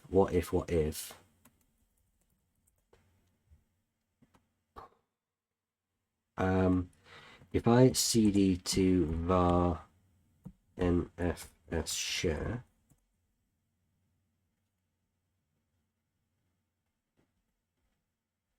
mount nfs share, that's the one, permission denied, but I can cat moo.txt, right? Now what if I change mode of moo.txt to 777, or that means it's now unreadable by everybody, right? If I do that, then as this user, lsl nfs share moo.txt, right, now I can execute files as this user uploaded by Frank. Oh my god. So what if I make a file with SUID? Would that work? You can get me access as Frank, you won't get me access as root.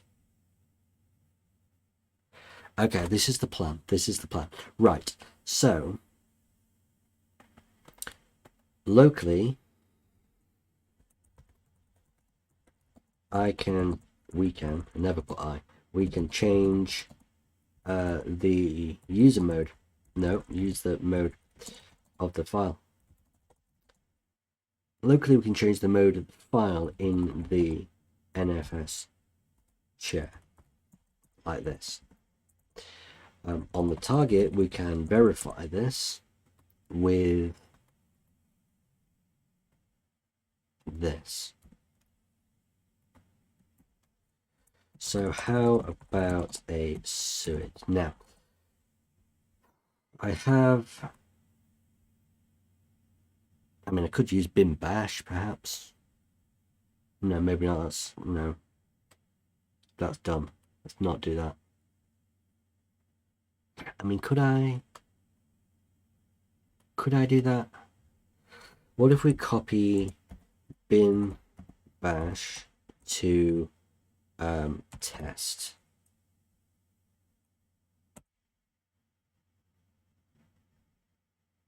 and then change mode of the test file. No, I need suid. I think I need a full 777. That should have done suid, I think. And so if I now lsl nfs share test, yeah, we've got the S here for the suid bit. If I just run this,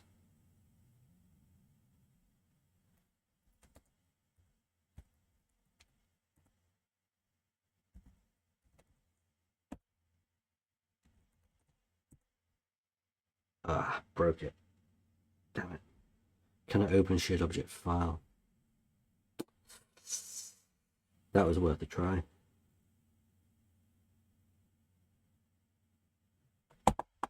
That was worth a try.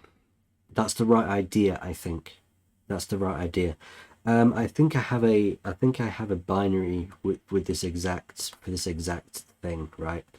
So if I go to CD, would it be in tools or Prives scripts? Prives scripts, I think. We have this set UID binary here. Sewage exploit as well, actually, that could work. We've got set UID binary. So if I cat set UID binary C, you'll see that what this does, it's a C program. It sets our user ID and group ID and so on to 0, which is root. We don't want root. We won't have access for that. Frank's user 1000. We can set it as Frank's user, and then it's going to try running bin bash. So we may need to make a small adjustment to this code. Okay, so we're going to copy Prives scripts to here. We're going to edit it. We're going to change this to Frank's user 1000,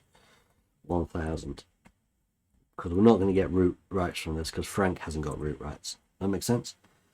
We're going to compile. Maybe we should compile it on the system. What do we reckon?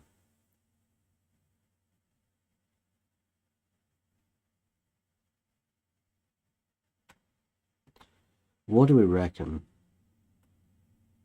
Okay, copy set UID to mount. Oh, I might need sudo rights for this. Oh no, I don't. Mount NFS share.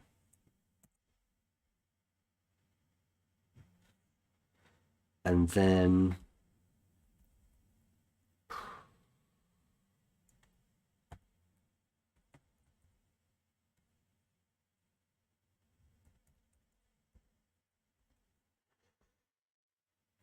we're going to compile this with GCC. Actually, maybe we should do that on the No, we'll do that. GCC that, and then we're going to go mount NFS share, and we're going to call this one priv as the output file.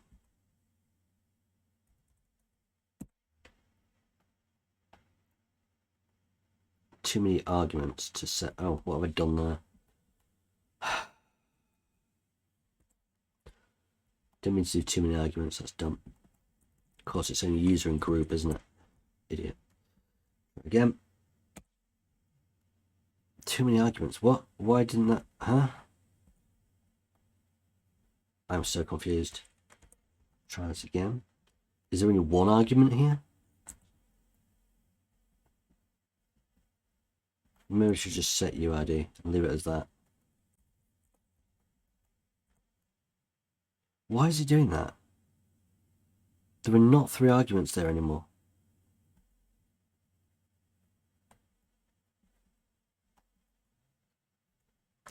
Okay.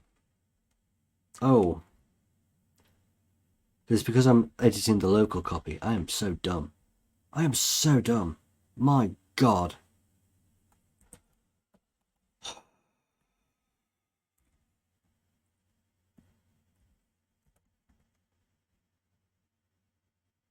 I am so dumb.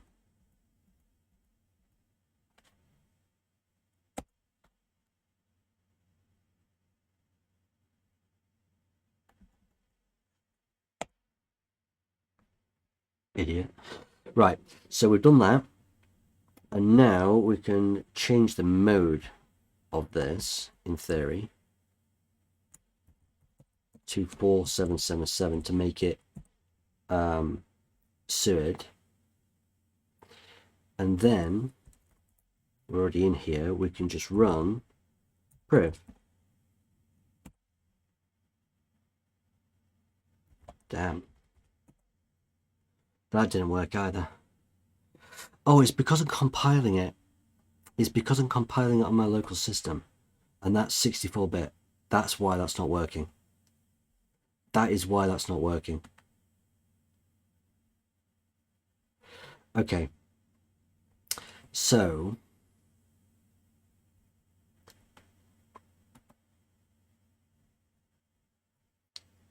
we'll do it here. GCC I'm so confused. Where am I? Okay. GCC here with an output. Compile it on that system, right? We're going to compile that into Frank Priv.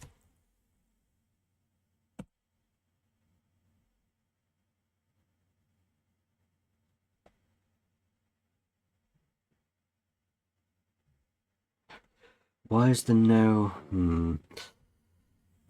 This is getting so confusing. Can't list the directory either, can I? Right, let's see if we can do it with M32, because what that will do is make sure it's 32-bit in theory. Priv again. Try that. Chmod priv again. Try that. And then hopefully this time run priv again. Still not found it. Okay, I need to take a break and figure this out. It's driving me mad. I've had this issue before, and I've just looked it up again, and last time what I had to do, because I couldn't quite get around it, was use a different distro. Whether that was on my old system or not, I don't know. Ubuntu 16 perhaps. I mean, what is this? What is this? It shows that it's 64-bit. What? I thought it was 32-bit. Huh. Well, that's interesting. That's confused me. So we're going to cat etc OS release. So this is CentOS 7. So I could actually try compiling this on CentOS 7. That's going to be a pain. And it's going to take me a while to do, so I think I might continue with this tomorrow. It won't make any difference to this video. I'm still going to, continue from this point. But maybe not. Let me just try installing CentOS, and we'll go from here, I think. This is mad. Back soon. Right, guys, rather than... for this, I'll explain in a minute. Rather than download CentOS, which I already downloaded but not installed, what I did is I tried installing it instead on my Ubuntu 16. I just, not installing, sorry, compiling. And I just did the same as before. Basically, this test C code here, and then I used GCC to compile, and it actually worked straight away. What I then did, the binary, which is in here, this test binary here, I then used base 64 to send it to a file. I'll show you exactly what I did, actually. I'll show you exactly what I did. Opening terminal, what I'm going to do is cat out test. And this, as you can see, is crazy.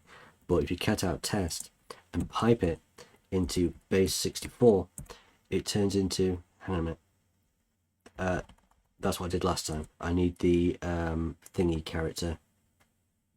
No, not that one. Oh my god, I've ruined it now. Stop. I can't find the pipe character on this because the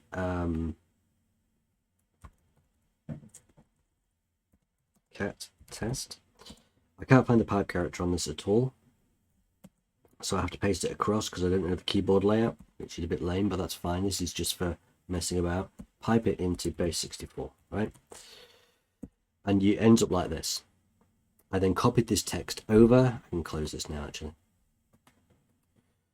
I can copy this text over, and then what I did was this. So I saved it to a document, and then I base64 decoded it into this program called new one. I then set suid, and now over here I run new one, and as you can see there are no errors, which is beautiful. Who am I? Frank. So that took a while, and I downloaded a whole operating system without needing to. But this is why it's sometimes worthwhile having older operating systems around as VMs, because stuff like this. We are now Frank, which is insane. Update notes. We use the following. Oh, I'm getting a sore throat. This is not good. This is not good at all. So what was I doing?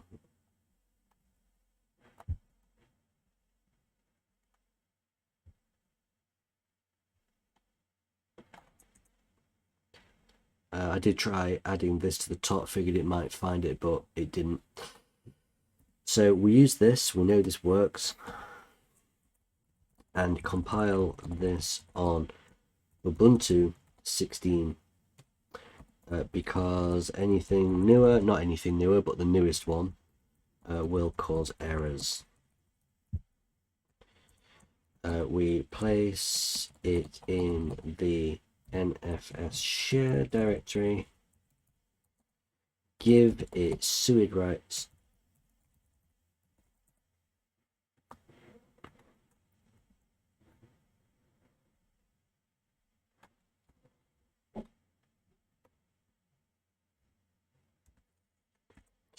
then run on the target. Actual get target. And now you can see we are, I can exit out of this, by the way, I think. So who am I? Nobody. Run this one. Who am I? Frank. So now you can see that I've managed to get Frank access as Frank. If I run ID, you will see that I'm still nobody for all of this, but my user ID is Frank. Now, is there anything that Frank can do before I start running limpies? Oh, there is. Wow, okay. So as the ADM user, which I think is admin, I can run user bin rvim on this file. Oh no, it's a jail. It's a jail, hence the name of the box. Well, rvim. Let's go immediately to GTFO bins, wherever that is. It's at the top, and we'll see if there's any way to break out of rvim. So what do I need to do as sudo? So sudo rvim pi import os reset exec.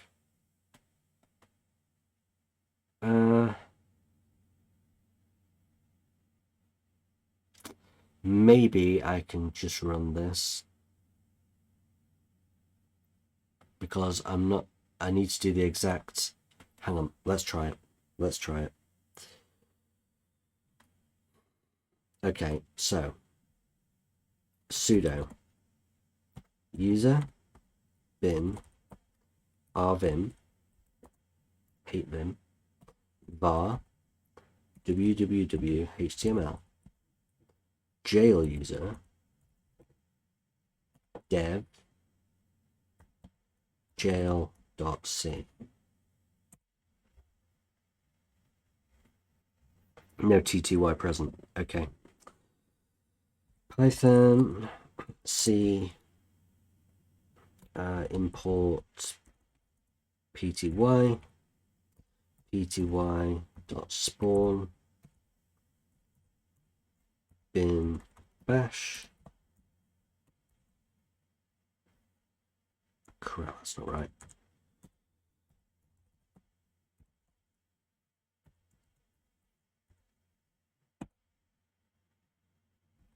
Did that even work? Oh my god, I've broken it. I think I've broken my shell. Oh no, it is still there. That's fine. It was just taking time. And I just exited out of it. Of course I did. So let's do that again and then wait.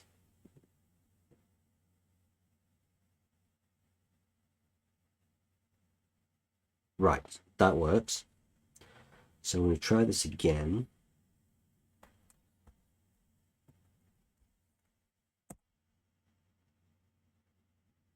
Password for Frank. I shouldn't need.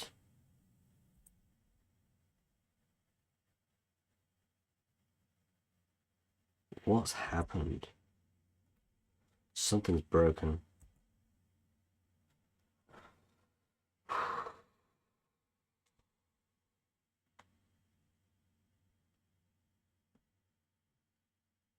Can I just do that? Does it not like pastes?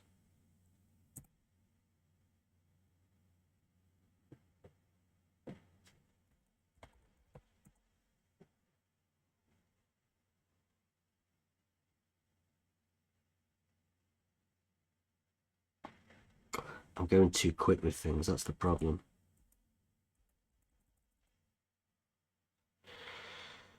I think I've broken things, guys. Let's just try this. I don't think this is going to work. Oh my god, this looks so pretty.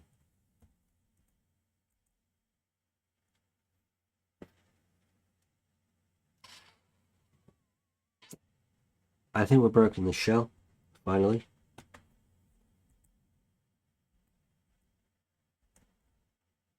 Right. Try this again. I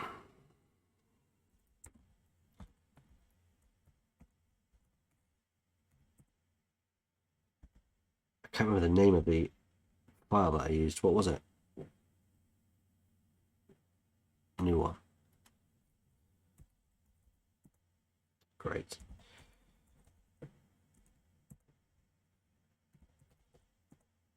Right, we're back to where we were. Let's try this one more time. I need to be more patient. I need to be much more patient. So we're going to do this. Then wait. Ah, blimey.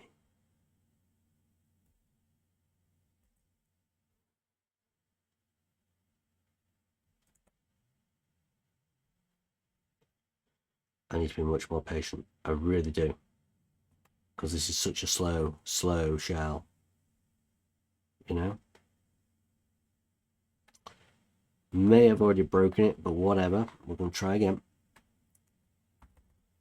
No, don't you dare. Go away. If I was to paste this in here, what would happen? I'm Frank. Okay, that didn't work. I'm going to try it one more time. I'm going to be even more patient this time. Oh, I need sudo. Idiot. I don't think I did sudo. Leave it. Wait. Just wait. Don't do anything. Copy this again.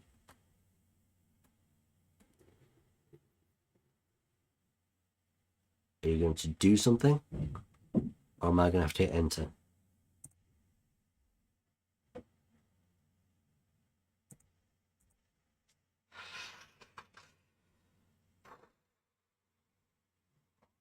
Can I exit out of the shell that I just created? Possibly.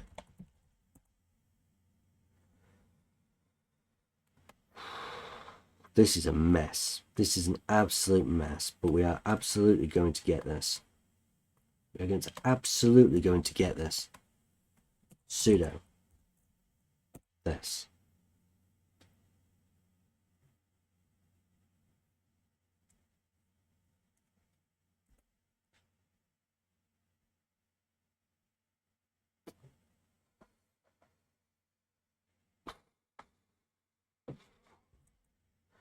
Okay, I don't like this. So I'm going to kill the shell again. We're going to go a third time.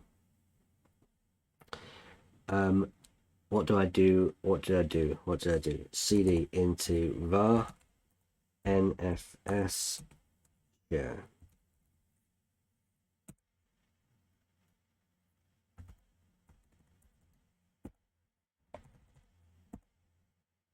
Right. Third time lucky? What do we reckon? Third time lucky? Because something happened. I just forgot sudo, I think.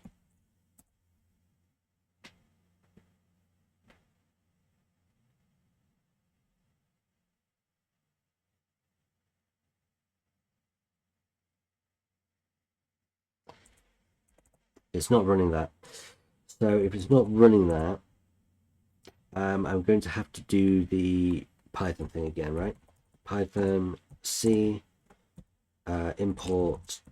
Do you know what? This should work. This should work, I think. Hang on.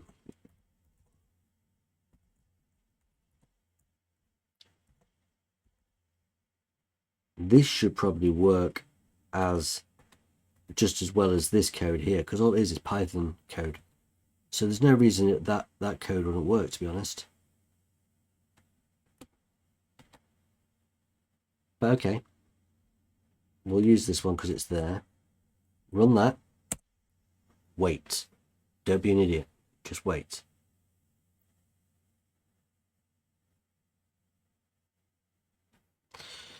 Sudo.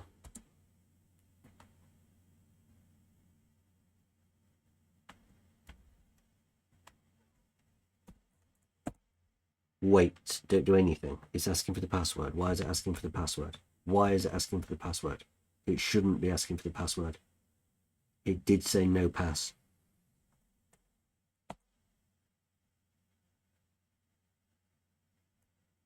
It did say no pass, didn't it? Am I dumb? No password. Frank may run this with no password. Why is it asking for a password?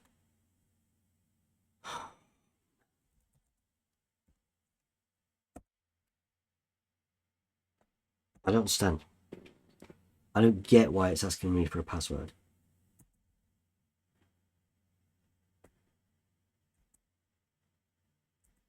I don't understand. It shouldn't be.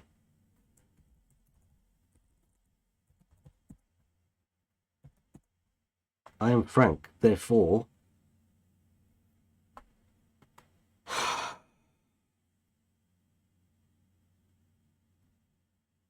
I should be able to... Ah, I know.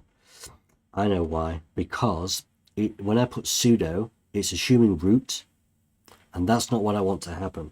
I want to do sudo user admin, then this. There we go. I'm an idiot at times. But it's fine, I always figure it out in the end.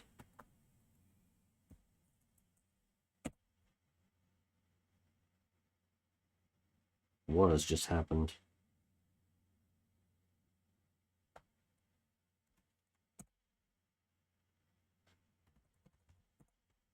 That didn't work. That didn't work. Can't write. Oh, it's going to var ADM. Oh, interesting. So even though I'm still Frank, it was trying to write to... Huh. What has just happened? Oh, this sucks. This sucks so much. Sudo user ADM.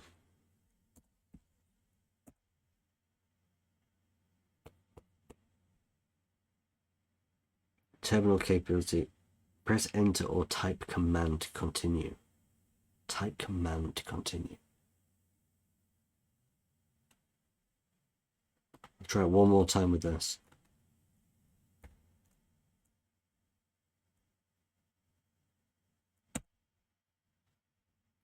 Swap file, temp jail, since swap already exists. Read only, recover, delete, quit, abort. I don't quite know what to do here. Maybe just open. Terminal type unknown.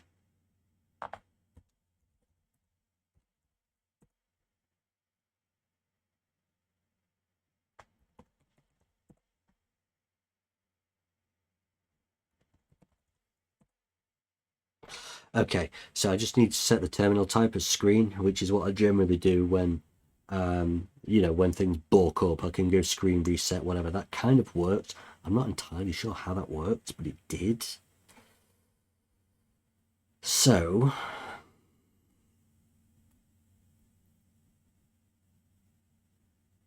let's make a copy of that. Okay, using GTFO bins, we get that somehow. We are now the ADM user. The terminal type wouldn't have been a problem if I'd ever had a proper full terminal. Well, this one is a bit bulked, so let's just check again. Who am I? Sudo L, we're going to do the same. Okay, so I can't do anything. I can't do anything as root for this user for ADM. So that's a little bit terrifying. So what do I do next? What is my next goal? Limpies, perhaps. What do we think? Maybe limpies. I'm not sure. I'm not sure. I'm just having to think about this.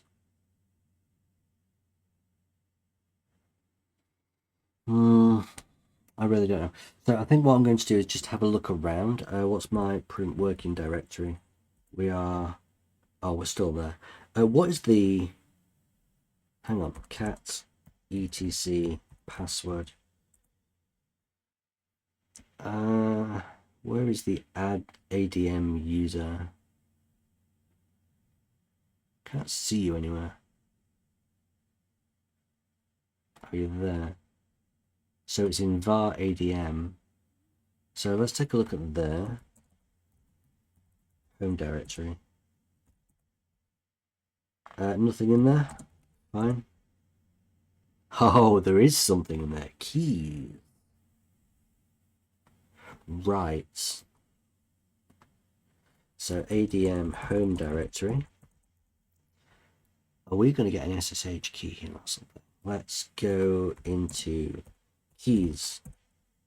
S. Keys.rar note.txt. Really, I should just wait until all this is done before I copy, paste, but I'm just excited because this looks like the way in. We are going to cat note.txt.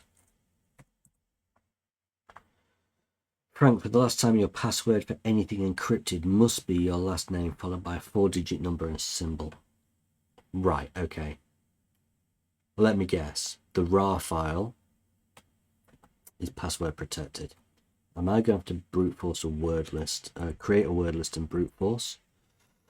Let's see if we can get this keys.rar. Can I copy keys.rar to var www html so we can download it perhaps? No, we can't do that. Let's do the same as last time. Let us cat out keys.rar into base 64. Okay.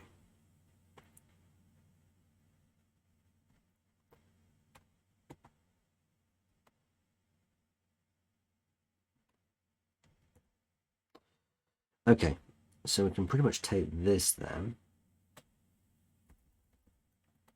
and on our local system, somewhere, nope, here, we can do nano keys.txt.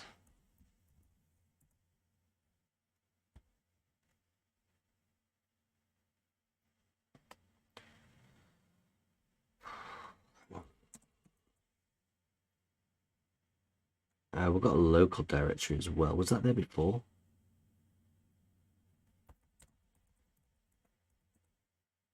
No, it wasn't.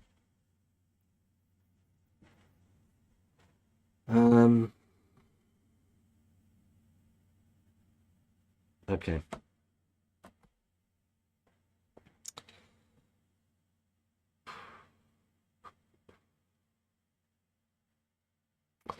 Hang on.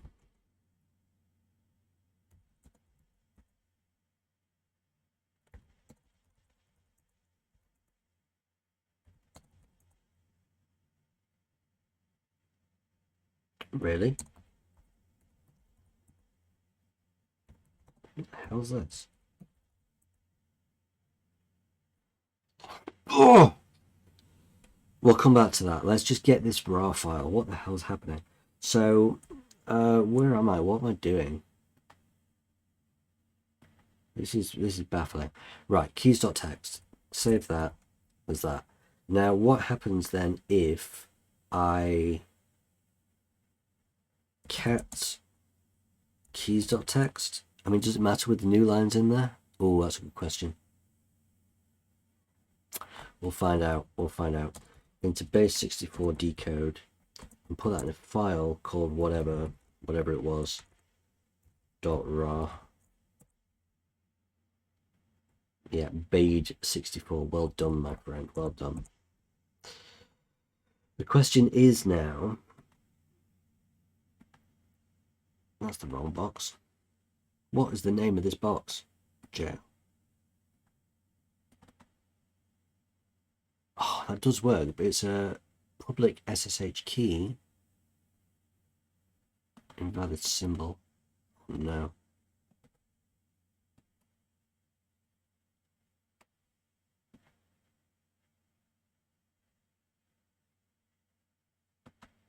Invalid symbol. I'm wondering if something's messed up with this because of those. So if we go to whatever, where was it? Help. Keys.txt. If we go to find and replace new line and get rid of all the new lines and try that and then save. What about now?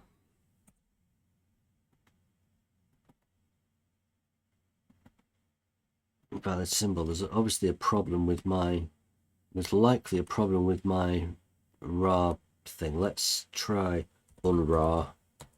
I'm sure that existed. What was it called? Whatever.raw. Oh, unraw not found. Ugh. Sudo apt install unraw.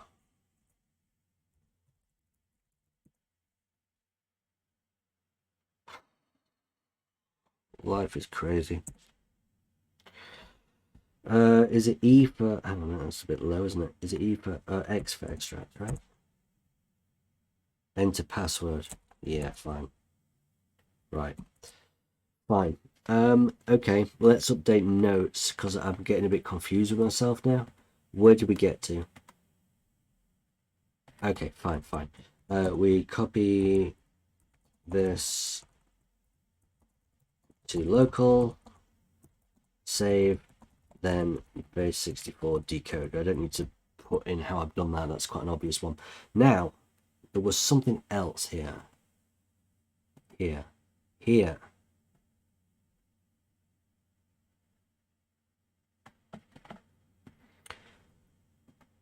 This box is horrible.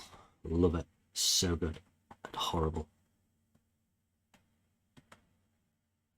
Right, we've got a message. So let's take a look at this. We have double letter, which could be double S, it could be double L, it could be double and here as well.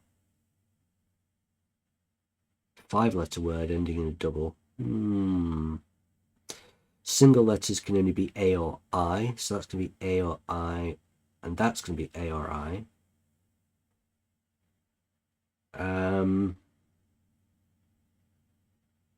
So if Z is A, then that could be ha ha ha. So if Z is A, hang on a minute. A, B, C, D, E, F, G. Hang on. A is the first letter, and Z is the last letter. So R, A, B, C, D, E, F, G, H, I is the 9th letter, and from the end of the alphabet, Z, Y, X, W, V, U, T, S, R is the 9th letter. This is an @bash cipher. Basically, A is Z, B is Y, and it keeps working like that. So this is an @bash, without a doubt. Cryptography and ciphers were always my strong point. @bash. Why is there no @bash here? Oh man, that sucks. Fine. What else can we use? Decode. Right, we've got @bash here.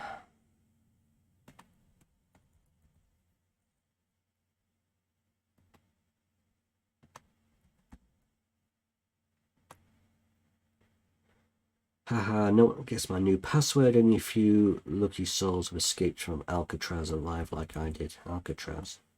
Now, I know a lot about Alcatraz. Thankfully, this was my history project back when I was in school, year 11 history. Alcatraz, there were 3 people, I think, who escaped, and one of them was called Frank. Frank,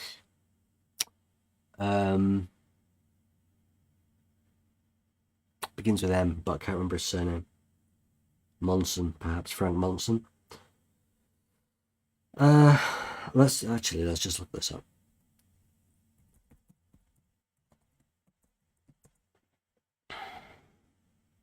The most famous, Frank Morris.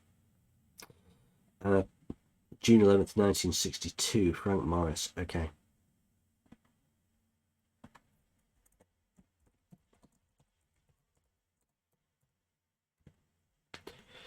If that's true, then that means that possibly your password must be your last name, that's Morris, 4-digit number 1962, and a symbol. Oh my god. Okay. Password Morris 1962, then some special character. Maybe that's wrong, and I may have to do a brute force. I'm not sure if the last name has capitals in it, uppercase, or anything like that. So let us go back to this. Morris 1962, full stop.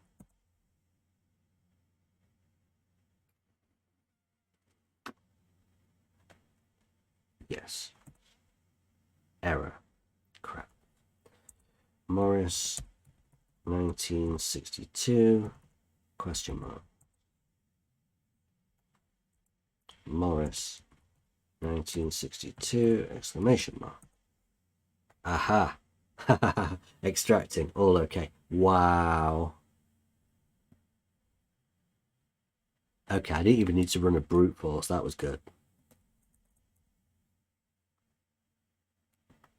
I'll put it in here.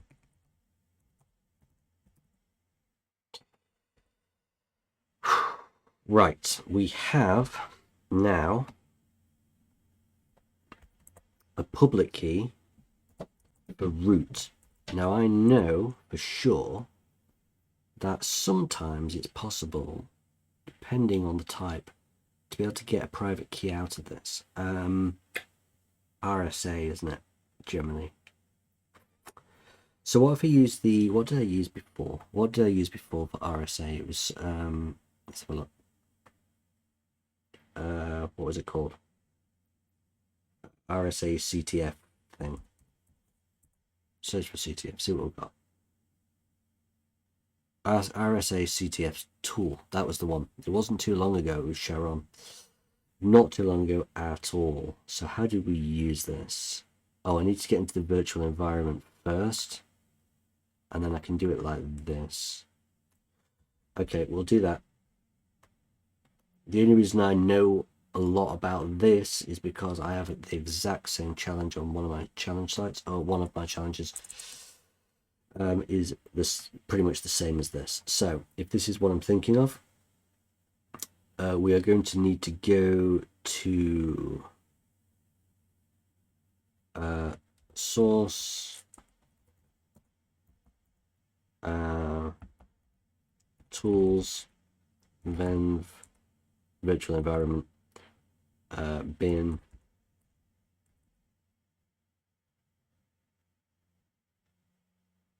I think that's it. Oh,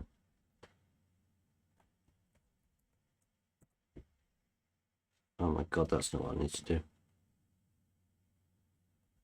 Okay, let me just look this up because I don't know. venv RSA CTF tool, right? I can't can't remember. I've done it before. I've done it not too long ago. Now, for the life of me, I can't remember it. So how do we do it with venv? Ignore Python then. Venv. There must be some sort of... There we go. Activate, obviously. Idiot. Bin activate is the one that I need. There you go. And then I can do the same again without source.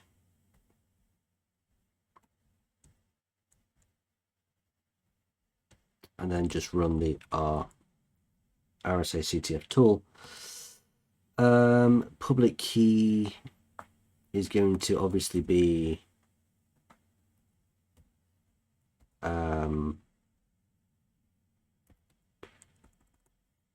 root. That's the one. Decrypt file. I'm not bothered about decrypt file. I want a private key really. So we'll try private. See if that works. Oh, it doesn't like that. You don't like public key either. There we go.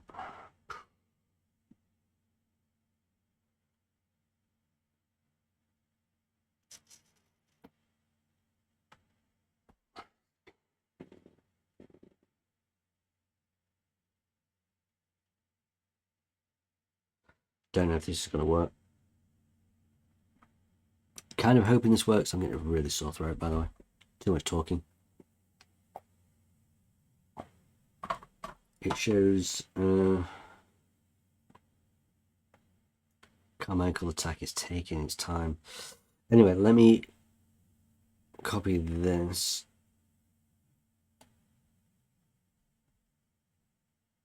Just to see if that's... Get rid of that. Rather hoping this is going to be it, because if not, then I'm going to have to really start digging into this. This is going to take a while. Oh no, it's fine. That's got a timeout. Oh no.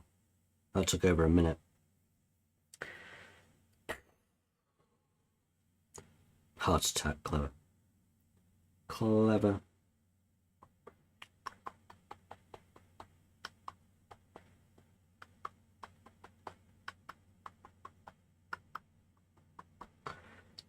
Quite honestly, guys, it's just a case of waiting at this point, and the fact is you've just seen in my top corner that it's 10 p.m.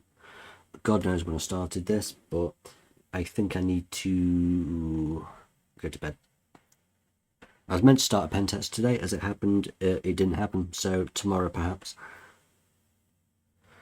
Not sure whether to just wait this out or stop the video and come back. What do we think? What do we think? It'd be a bit of a shame though if this actually finds the answer and you guys miss it. Oh no, hang on. Oh, what? It's got 1027. I'll tell you what, I will end the video and I'll come back once this nears 1027. Back soon. I'm back. That just seemed to kind of time out as well. So, you know, we're only really given a minute before it times out. So I was expecting it to get to 1027 and it didn't. There must be a way to disable the timeout. I don't know what that is. I don't know how many more attacks this has to go. And quite honestly, I don't know whether this is even going to find anything at all, I guess. What I'm worried about is on the down here where it's got 19 minutes left or something, because this could be ridiculous.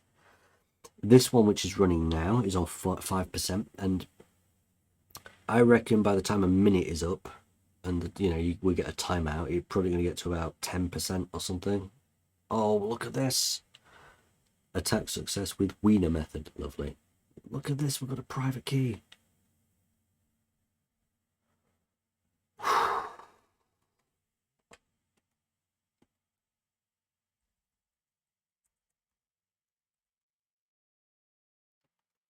I think it did say that this was the root authorized key. I think this is the root private key. I think this is the root private key. So nano ID RSA.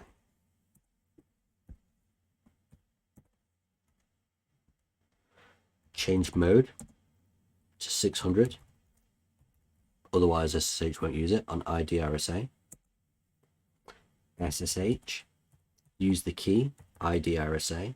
Root at, this is so weird using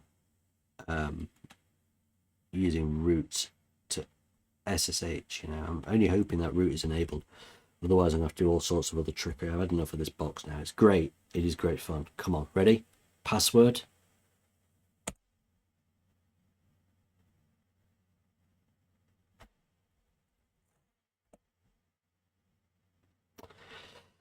It wasn't, this key is not known by any other names, no signatures supported, permanently added. So it is asking for root password. So I'm not sure why yeah, maybe I have to crack the password. I'm not entirely sure on this one. Oh, I was so hoping that was going to work. I was so hoping that was going to work. Like, unbelievable, you know?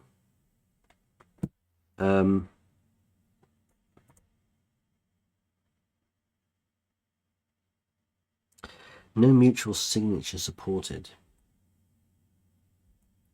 What's happening here? Hang on, let's Google this. This could be an issue on my end. Maybe. Goog. You can hear from my voice that I'm tired.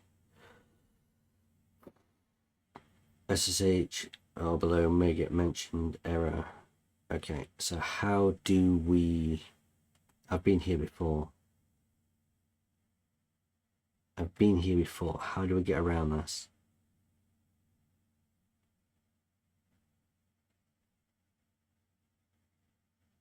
I remember doing this on another box. Yes, I remember doing this sort of thing on another box. Let me just look that up and see what I did last time.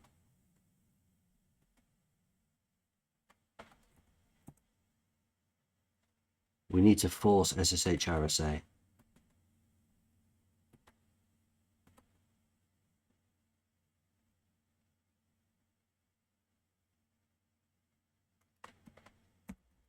Okay. Funny that was on lazy. I'm just so lazy that I just looked it up here. Let's try this again.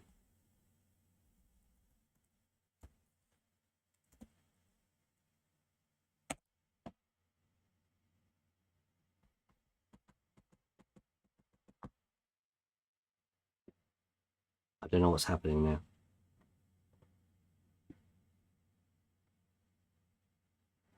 I don't know what is happening now.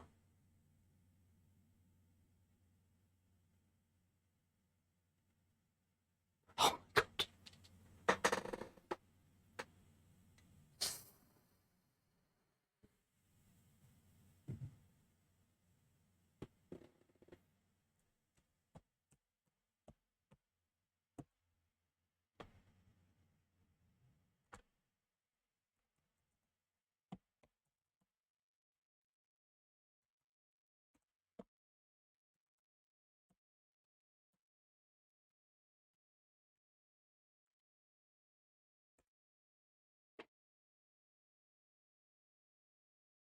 That is honestly, I'm still in the virtual environment as well, it's quite funny.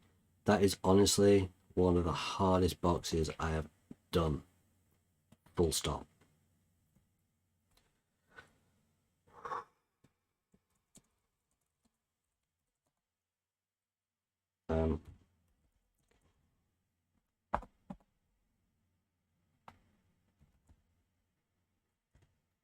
Guys, I just don't know what to say. That box was spectacular. That was really good, but really, really hard.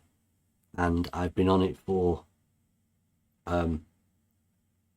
like 4 hours, 3 hours 45, 3 hours 15, or something like that. Yeah, 3 hours 45 or whatever. 3 hours something. Look, I can't even math. I can't even math right now.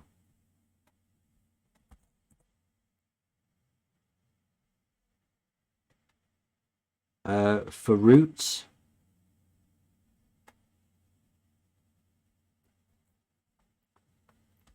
for roots.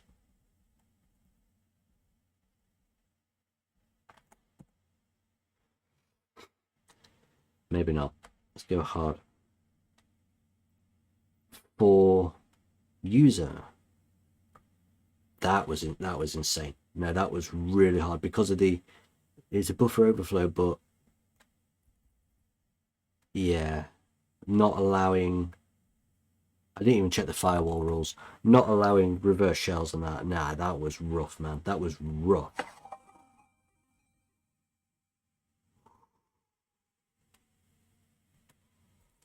I'm actually going there. I think that's fair. Do you know what? I'm going to do the same for both. Maybe not quite that much. Maybe not quite that much. Let's see where I'm at. There we go.